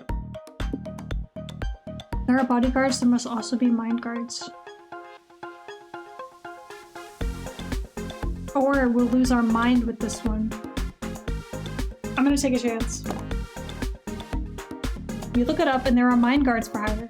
No, wait, fuck. You mean I have to spend money? Oh, Chad, I fumbled the bag. I didn't even think of that. Keyword hire. God damn it. You can only afford the cheapest ones, but it's okay to cheap out on the guys protecting your thoughts and personality, right? God, 3 money? Oh my god, guys. Oh, I wish I could rewind. That was such a cringe move. Oh my god. I should have read more carefully. Damn it. In moments, 2 beefy Russian operatives parachute to the ground next to you. Zdravstvuyte, comrade. We are here to guard mind invaders. Mind from invaders. Please be calm. One of the mind guards starts massaging your head with one of those weird scalp massagers, making guttural noises. You feel the same? Congratulations. Mind is secure. We leave now. What? That's it? How do we know Emmy didn't just get scammed? We never scam. We prove it. Emmy, think numbers. 1 to 500. Now, you dog man, try to guess number. Huh. Oh man, I didn't know there was gonna be a test today. 274. That's it, Scott. I was thinking precisely 274. Damn. Well, is why test was run. Obviously not completely tuned. Should be calibration now. Dogman, guess again. What about 3? Nah, I was thinking of 274 again. And I was just too lazy to think of a new number. Perfect. Mind guarding functions perfectly now. Just remember to clean earwax on occasion and should be fine. Farewell, comrade. Congrats, Emmy. Now your thoughts are safe from my weird older brother. Nah, you definitely just got scammed. But at least Sky's relieved. You gained 3 soul for putting his mind at ease. I've got some cash to spare. Just do this. don't ask where it came from. Okay, we have enough of everything to gain money. Fortune teller.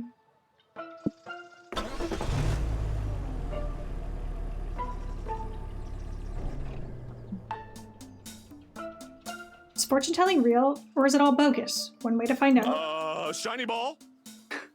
The psychic who runs the caravan has a sign posted outside with the different services she offers. There are so many different ways to glimpse the future. What do you want to do?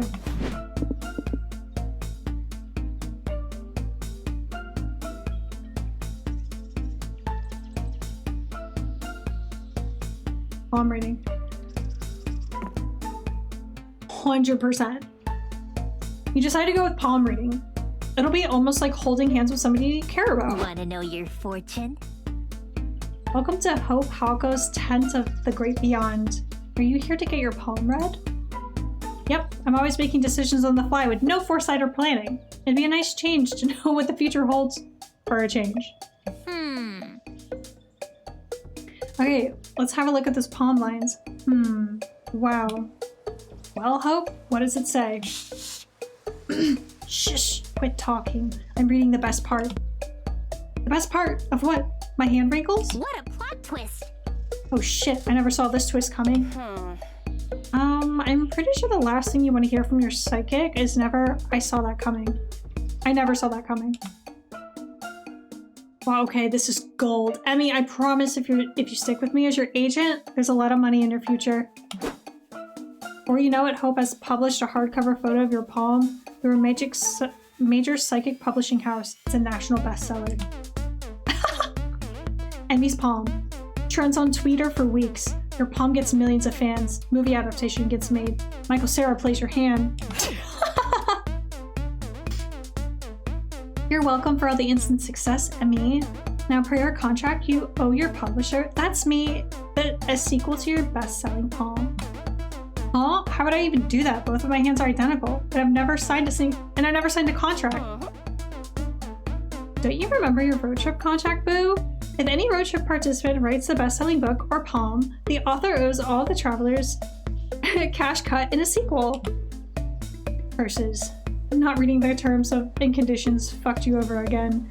How are you gonna write a sequel that captivates palm readers everywhere? Look into the near infinite timelines in search of different version of yourself was an interesting palm to publish. The sequel of a person's life is better. Is their offspring's lives? Phase 1, get a baby. Phase 2, use a baby palm for a sequel. Phase 3, profit. Oh hell no, we're losing soul for that. Whatever this is, we're going for it. That's fine, take my magic, bitch! You want a glimpse into the multiverse? You'll need real witch's help. With a spell that powerful. Lend me your magic. You and Hope combine your magic and enter a multiverse of shenanigans. Your first visit is an alternate dimension where all positions of power are decided via televised cooking contests. Damn, Chef Emmy's palm isn't anything special, and it smells like onions. Let's try somewhere else. Next, you check out an apocalyptic version of your world where Emmy is the last survival of a cataclysmic event. Holy shit, people, says the apocalypse. Oh, Emmy. I'm so happy you're here. I've been so maddeningly lonely. Yep, hi, just let me get a look at your hand. Dang, even as an apocalypse survivor, your palm is uninteresting. Let's keep searching. Wait, please don't leave me. The Sea Gourd uprising killed everyone I knew. I'm so alone, please. Nope, you're out of there. After several more hours of dimension hopping, you end up in a timeline where everyone is centaurs. Huh? This is great. Centaur Emmy's hoofprint will make the perfect sequel. Centaurification is the erotica subgenre right now. And their hoof proves they fuck. Good for Centaur Emmy. You guess? And good for you too, because you make 3 money in royalties on your palm sequel. Woo! No questions allowed. Hell yeah, we made so much money. Let's go! Just choose one thing. Alright, You can gotta do it. talk. Is this going well? I'm okay. Alright, we can't fumble this. Oh, it's exactly the same. I know how to choose. I know what to choose, chat. How I manage to do everything I do? Grit, badassery, and spreadsheets. Really? Spreadsheets? Yeah, an awful lot of them. It's the only way to properly juggle being a boss bitch who manages multiple businesses and being a self-made woman with a rich personal life. I started managing tasks for my company that develops some market-disrupting apps like Murder. Murder? Yes, the Uber for murder. Then I felt I had my control over my shit, so I made a spreadsheet to manage my illegal law firm. But after that, I realized I wasn't taking care of my exercise routine as much, and so I made a spreadsheet to monitor that I jogged at least 4 times a week. Ugh, spreadsheets. Soon after came my spreadsheets to keep track of the books I read, and the one to keep track of the friends I haven't seen in a while because I'm too busy. See, that's an awful lot of spreadsheets indeed. Pretty much, yeah. Too many goals. It's a bit, stressful. If only days could have more than 24 hours. Just like knowing I'm in control, never leaving anything to chance.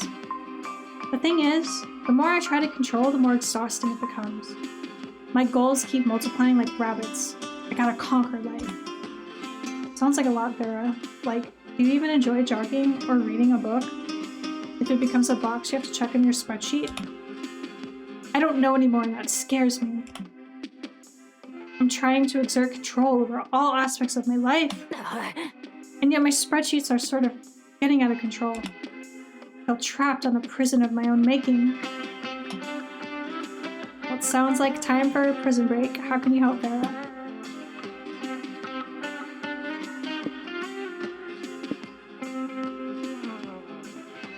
They switched the order. They switched the order, but I know the right one. Unless that changes too.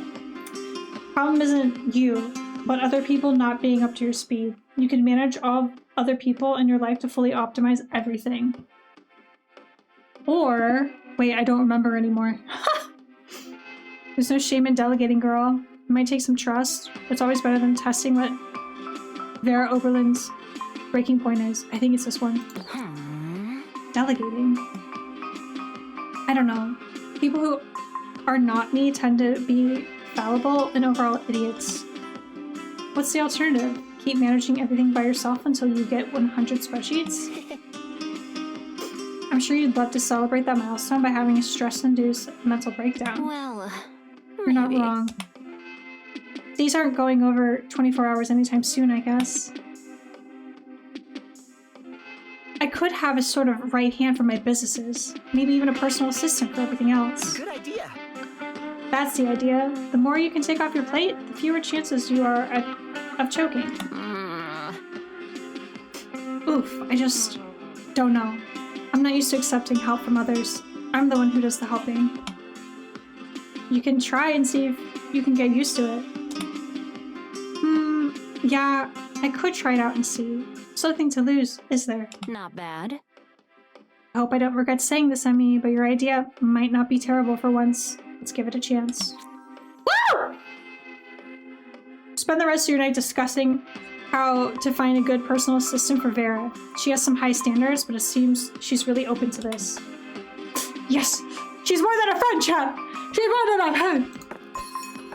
Yes! We're so getting a date at the end of this. We cannot fumble this bag.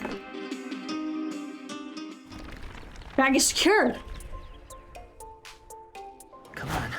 Remember your driving lessons.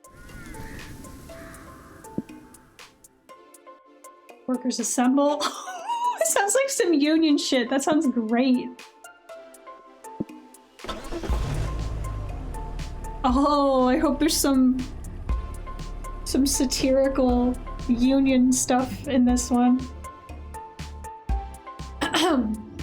Factories are ruled by long hours, hard physical labor, and the crushing weight of capitalism on everyone's shoulders. Work! It's obviously the perfect place for you to have fun and cause a little chaos.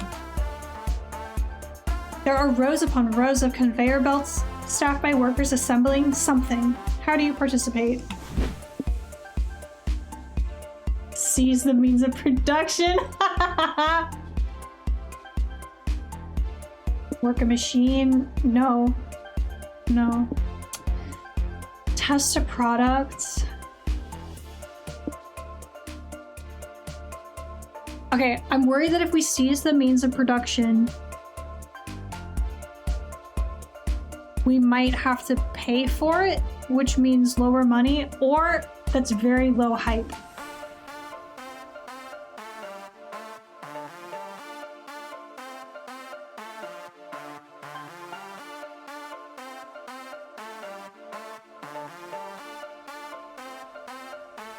Let's seize the means of production. We're proletariats here. You and your friend crash a union meeting. It seems all the factory workers have turned up to list some complaints to tell the factory boss. Let's tell the boss we won't work weekends anymore, says one worker. I've missed so many good TV show premieres. Let's demand better snacks in the vending machine, says another. I'm sick of off-brand potato chips and candy bars. Tell the boss man that we won't come back to work until my wife lets me get another cat, says a third. It's totally unfair that I can't have more cats. Oh, I've got one. Tell that mean boss man you demand a raise of +2 milk bones an hour. Tell the boss you're not working another minute until he gives you a 6-month vacation twice a year. Me? With your demands decided, you all storm the boss's office. You break down the door and find no one inside. Whoa, where's the boss, they ask? Could it be that we never even had a boss? Does anyone remember even meeting him? Or did this factory just show up one day and we assigned ourselves jobs and conditions because it seemed logical? If there's no boss, then I want to be the boss, shouts a worker. First rule is, I make all the money and anyone who bitches about it gets fired. Shit, now everyone's gonna want to be the boss, and whoever becomes the boss will just be hated by everyone else and kicked out. It's a never-ending cycle. That sucks. But you don't work here, so maybe you should just let them handle it? LOL, JK, can you imagine, of course? Of course you're gonna propose your own solution. Who should be the new boss? This is so fucking funny. You need no bosses. Fuse the consciousness of all the working factors here to one being. Proletariat, the working class. Fuck yeah. This dog, what he lacks in business acumen, he makes up for in cuteness. Fuck that. Proletariat! Great plan. Good idea. Karl Marx once said, workers of the world unite. This is obviously what he meant by that. Yep, totally. You lose -3 magic, performing a spell to connect all the workers' consciousness. Whoa, say all the workers in perfect unison. What? What happened? Where are my individual thoughts and feelings? All gone. You won't miss them, will ya? They are probably already ground out of you by mind-numbing assembly line work anyway. Uh-oh, I saw what I meant. I saw what I meant, chat. Hey, good point, says the proletariat, the working class. Wow, this is incredible. We were so divided, and now we were all one consciousness, the Clash consciousness. In this form, we can finally seize the means of production. Cool! I don't get it. What are the means of production exactly? This is the future the Democrats want. Beautiful. Beautiful timing. Whatever it is, the proletariat seizes it out of thin air and uses their newfound powers to turn it into a pair of kick-ass katanas. Thank you for your help, friends. With our powerful unity in these dope swords, we can take down monopolies everywhere. Farewell. Proletariat assembles themselves into a huge communist mecha and leaves the factory. That was so good. This is actually not the future the Democrats want.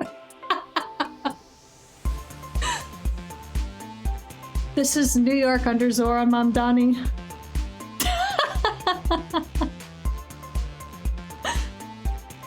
Wow, I wish them the best, but also feel like class disparity is a bigger issue that can be solved with the mecha battles between proletariat and monopolies, you know? Hey. I don't know, at least the katanas were cool. The katanas were indeed so fucking cool. You gain 3 soul for solving all the problems in the class system. No further questions. Fine, I'll lend you some. Come on, you can do this. So funny, that's my favorite. That was my favorite selection in my 2 times of playing this game. Yeah, mega battles are better than any other option we have right now. 90s action movie or the Pat contest. Plus hype.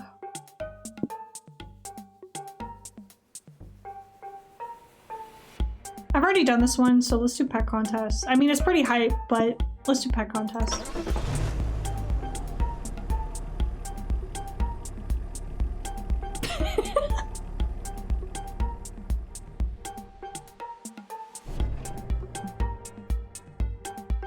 We'll be fine as long as we don't lose money. We're gonna get to an ending, and we're gonna go on a date. Let's fucking go, chat. Let's fucking go. Chuck Schumer will only vote for Funding more Republican Mecca if it wears a camera to live stream all the repression it does. Real. You're surrounded by pets of the highest pedigree. Here to prove that they're the best domesticated animal kingdom. Ow! Best of. Well, you've got a pretty impressive good boy of your own who's ready to compete. Scott could win this thing, easy peasy. It might be his first and only chance to actually outsmart his competition. The only question that remains is, what category do you want to enter him in?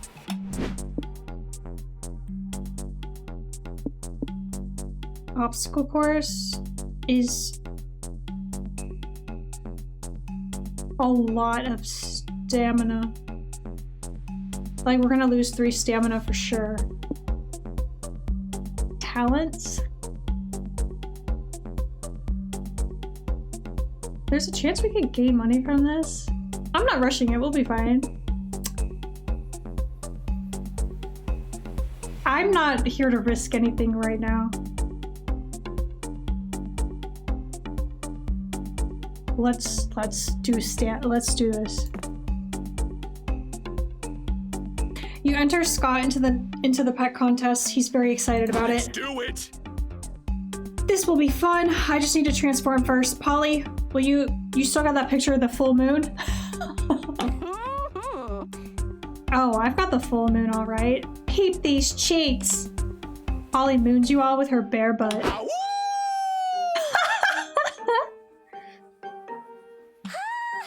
Wait, we've never seen his wolf form. Kinda hot. Kinda hot. Whoa, that really worked? I was just messing around. The magic rules of this world make no sense. Ha! Woof, woof, woof. Wolf Scott is ready to dominate competition. Who Wolf Scott need eat? I don't think eating the other competitors is part of the deal, buddy. According to these flyers, there are actually several different obstacle courses we can choose to compete in. These obstacle courses will engage your pet's muscles and agility. Oh, maybe we can lose mind. Wolf Scott have muscles?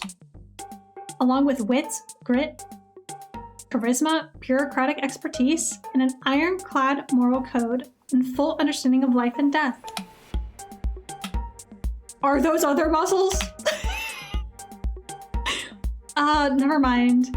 Dang, there's gotta be at least one obstacle course here we can win.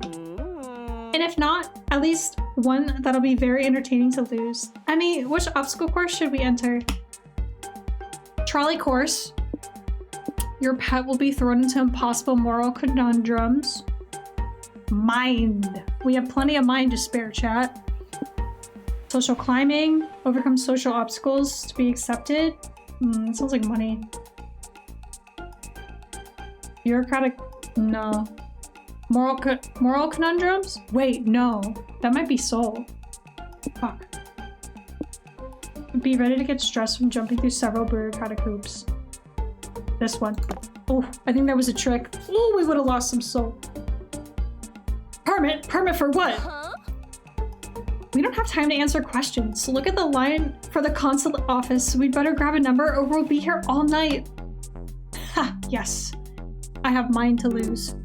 You lose 3 mind, organizing all your paperwork and waiting in line. When you finally reach the window, the secretary says, "Name and occupation, please." Name? Wolf Scott. Occupation? Good boy.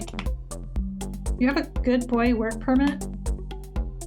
We have these vet records affirming that Scott is a good boy who's up to date on his rabies vaccines. Will that work? Nope, you gotta fill out this work permit paperwork. She slides you a brick of paper heavy enough to beat a man to death with. How is this hype? Get it signed by 3 past employers, 2 founding fathers, and autographed by a DJ of my choosing. Then you can come back. Next! Lame. Now we have to wait for an appointment to open back up again. Fuck this, I need a coffee. Go to the coffee machine. Hey you. Someone near it whispers. Want a gun permit? It comes with a free purchase of a coffee. Seriously? Why is a permit for a firearm so much easier to get than a work permit needed to get another permit? Wolf Scott kind of want gun? You do? Okay, anything for you, buddy. Holy shit. The secretaries and bureaucrats scream. That werewolf's got a gun. Run for your lives. Ow!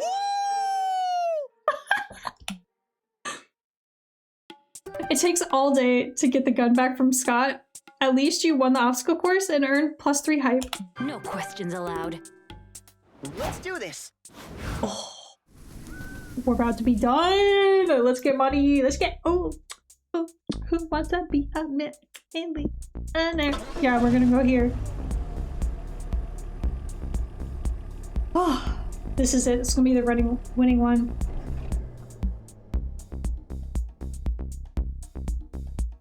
Wow, this is one fancy house. These people must be rich. Me walking around Sydney, Australia. There's a sort of unsettling vibe to this place, but that's probably just what being rich feels like. Excellent beverage. 2 pinkies up. Now's your chance to barge in and see what billionaire living is like yourself. What interests you the most? Family games. Grandpa's fun experiments.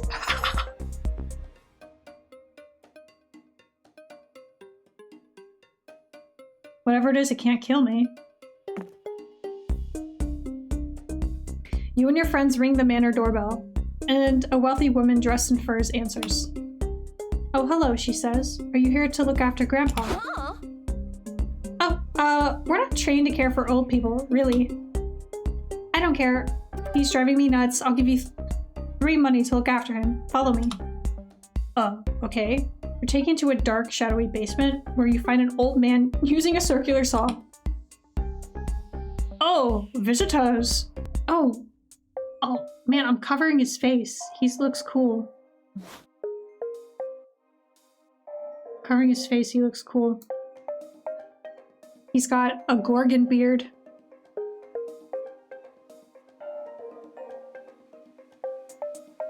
Wait, what do you mean? We're at 27 money. We got this in the bag.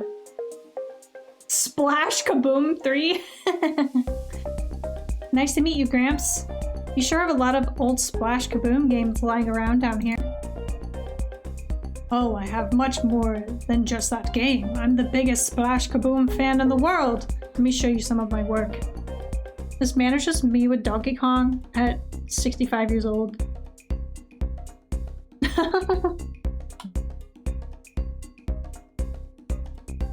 This is Crimson Darkheart, my original Splash Kaboom character. He's Splash's best friend and oozes class, sass, and radical charm.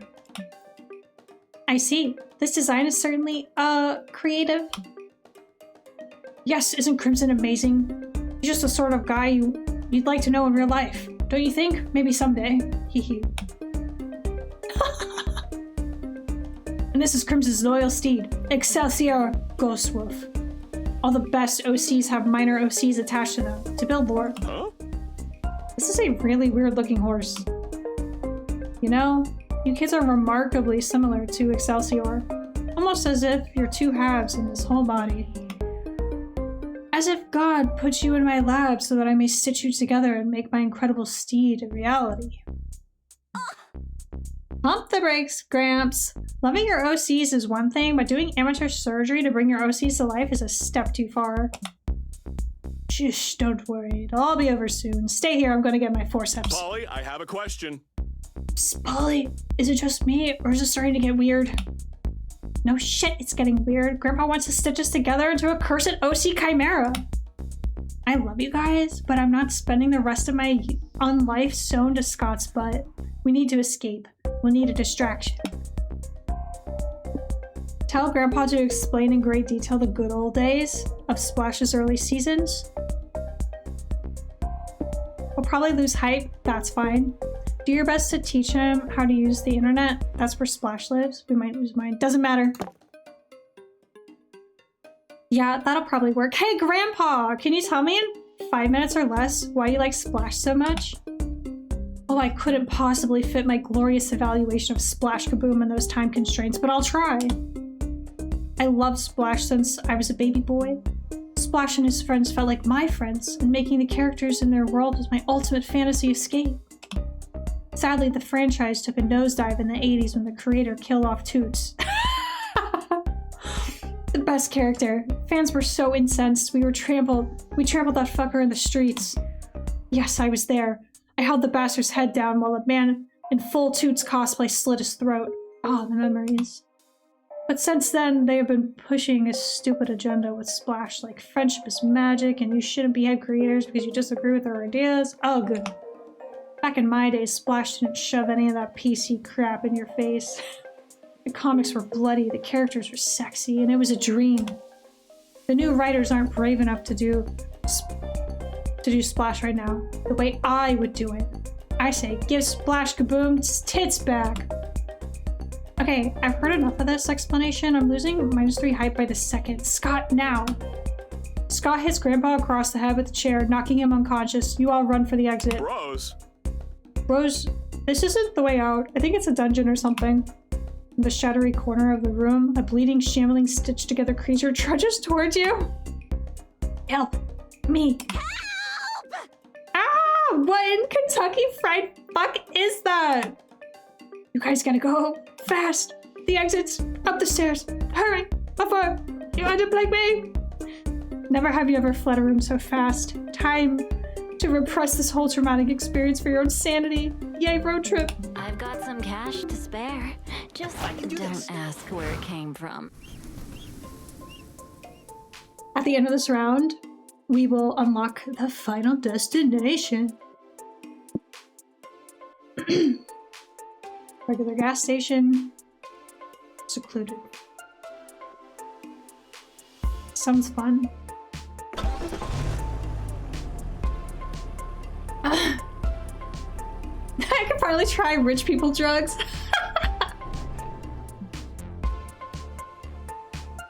Damn, I should have been in the middle this whole time. This entire city is protected by a giant impenetrable wall. Strange! The guards at the gate seem just as surprised to see you as you are them. We've never had visitors before, they say. How did you escape the jaws of the ravenous giants? You don't really know what they are talking about. You get the impression these villagers don't get out much. Some further investigation of this place is warranted. What do you check out?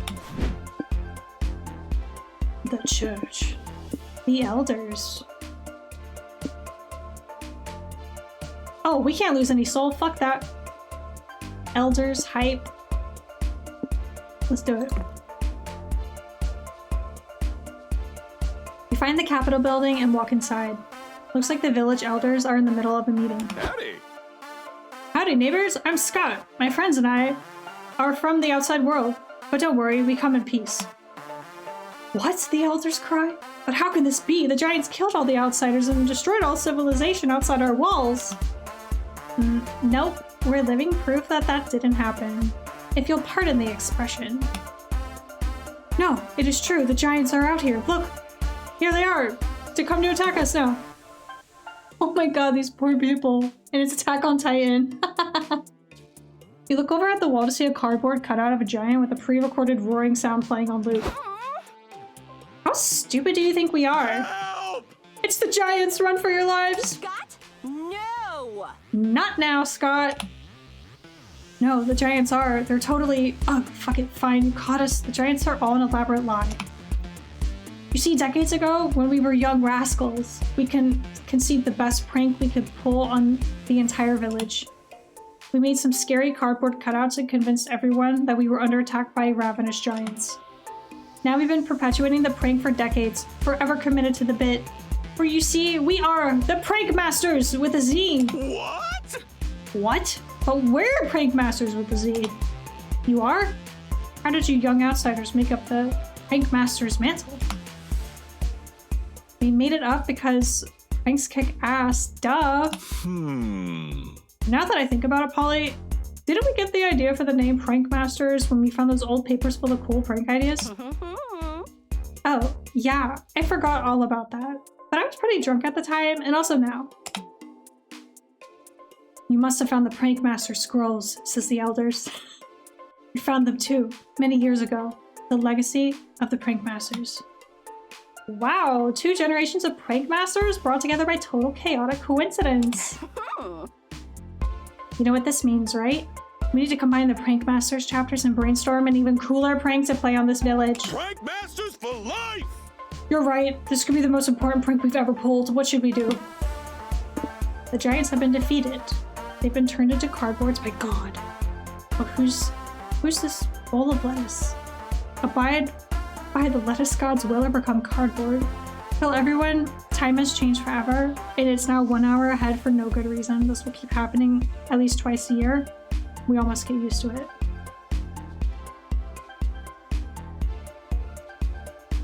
What's the lettuce? Yes.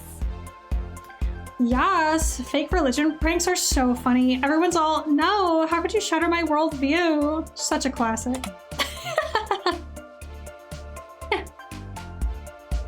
Here, bros, you can use our lettuce for this prank. You'll put it to much better use than we would have. Hey, the lettuce was for my salad. Shush, it's okay, Emmy. Oh, I panicked for a second. We're fine. You don't need it. -3 stamina is temporary. Pranks are forever. The next morning, the giants show up again. The villagers are all screaming and fleeing like usual, but then... Fear not, puny mortals. Lettuce God is here to save you. Oh boy, Lettuce God is here in the leafy flesh. I love and worship you so hard, bro. Yeah. Woohoo! Go, Lettuce God, you the shit. Seriously? This is ridiculous, the villagers protest. A talking bowl of lettuce isn't going to save us from these beasts. You dare underestimate me, mortals? Then I will prove my power by kicking these giants' asses. The lettuce god proceeds to kick the giants' asses. And by that I mean the elder prank master is puppeting the lettuce god, throws the lettuce ball as hard as he can at the giant's face. The giant falls flat. Holy shit, the villagers marvel. That bowl of lettuce turned the giant into a cardboard cutout just by touching it. You're welcome for saving your puny lives. I ask nothing in return besides your unconditional worship forever. Oh, that's a little sudden. Can we think about it? You dare talk back to the lettuce god? You've seen my power. Bow to me. If you refuse, I'll subject you to the soggy, disposable, one-dimensional horror of being a cardboard cutout. Terrified, the villagers fall to their knees and bow. Many of them are sobbing. Meanwhile, you, Polly, Scott, high five over the prank, well pulled. +3 height. No questions allowed. Damn, we're swimming in dough. Holy shit! We have 1 soul left. Oh. Okay, I need 5 minutes. This should end after this. Where to sit? But we have to talk to Vera. We have to talk to Hey, Vera. you. Hey, you, are you hoping to hang out? I admit I don't really have the energy to socialize with anyone tonight, but you can stay. You mind if we just sit together, though? You don't mind at all. You and Vera passed the night quietly together. Wait, there's some... Yes! Oh, we're going to the Merkingdom!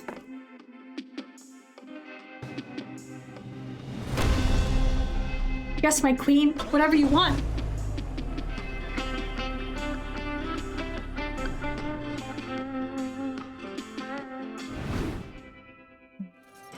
The road trip comes to an end. Hold on, I'm taking in this scene. Taking in this scene right now. Really, it's cute. Glory to the Merkingdom! Huh? We have on air bubble helmets. You've heard so much about this marvelous land full of wonders and blatant violations of basic monster rights. The banquet is exquisite. There's tons of seafood served. It's a clever and delicious way of repurposing traitors to the crown. They may have failed in their attempted coups. They surely achieve a revolution in your mouth. You attend the royal balls, public executions, seahorse races. Yes, you understand the many perils of romanticizing the extremely wealthy and their wasteful lifestyle. But you had a long road trip, so you choose to be a class traitor, if only for a few days. No, we're no longer of the proletariat. A toast to all things fancy.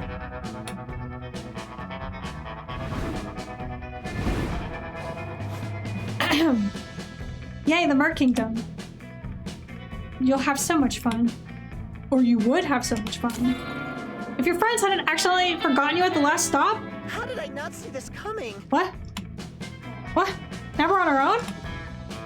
Get ready for a much less fun road trip adventure? Yay?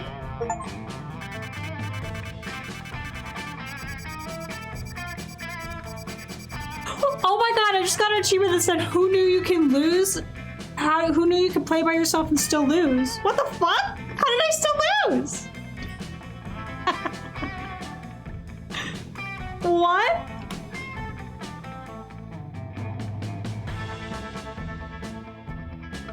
Guys, I don't think we got our date. I don't think we got our date with Vera. What?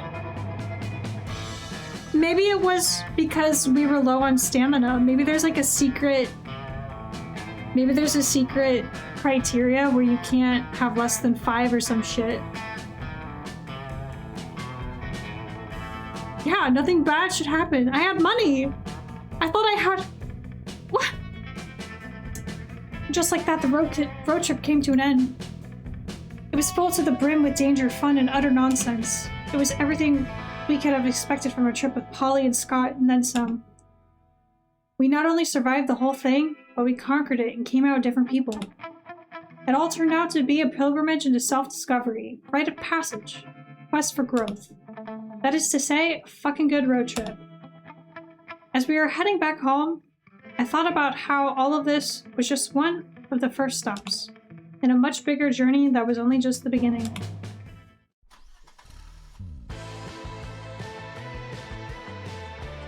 Felt ominous and scary, but it was going to be alright.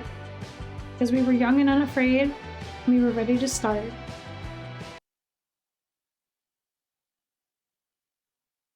Did we get A girl? Did we get Polly?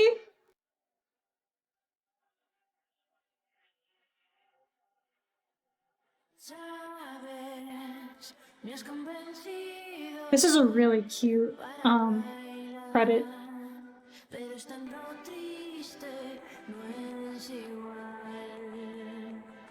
Okay, somehow we fumbled the fucking bag again. How is it that I didn't get a date with Vera? It's because I lost. Whatever I did to lose the run is why I didn't get a date. God. Yeah! Chad, this is 2 years in a row. Vera was actually not my Valentine. 2 years in a row!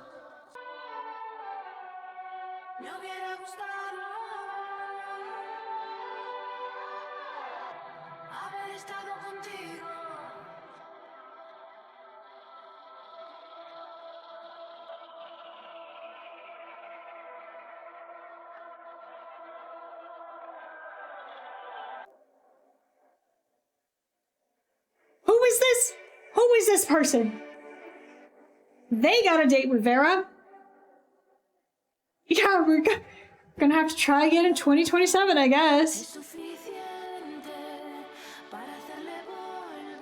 Get Monster Prom 2.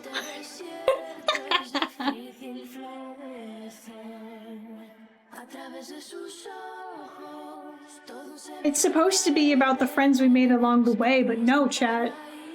No. No, I'm just kidding. That was a lot of fun. That was actually a lot of fun. I freaking love the Union one. Exactly, Seaside! I didn't get laid tonight! Ugh. Listen, we respected Vera's boundaries. She's a queen. She's a queen. We do what our queen wants. But I really wanted that date. Really wanted that date.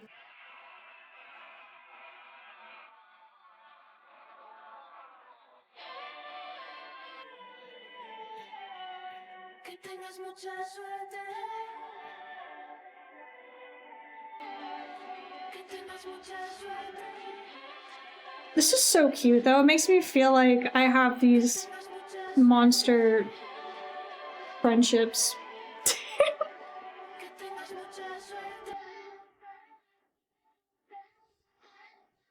Yeah, I don't know. I almost care enough to look it up offline. What happened? I might have. Seaside, you might be right. I rushed it. Dang. Well, that's the bit. That's the bit, is that I can never go on a date with Vera. So I've committed to it. Committed to the bit.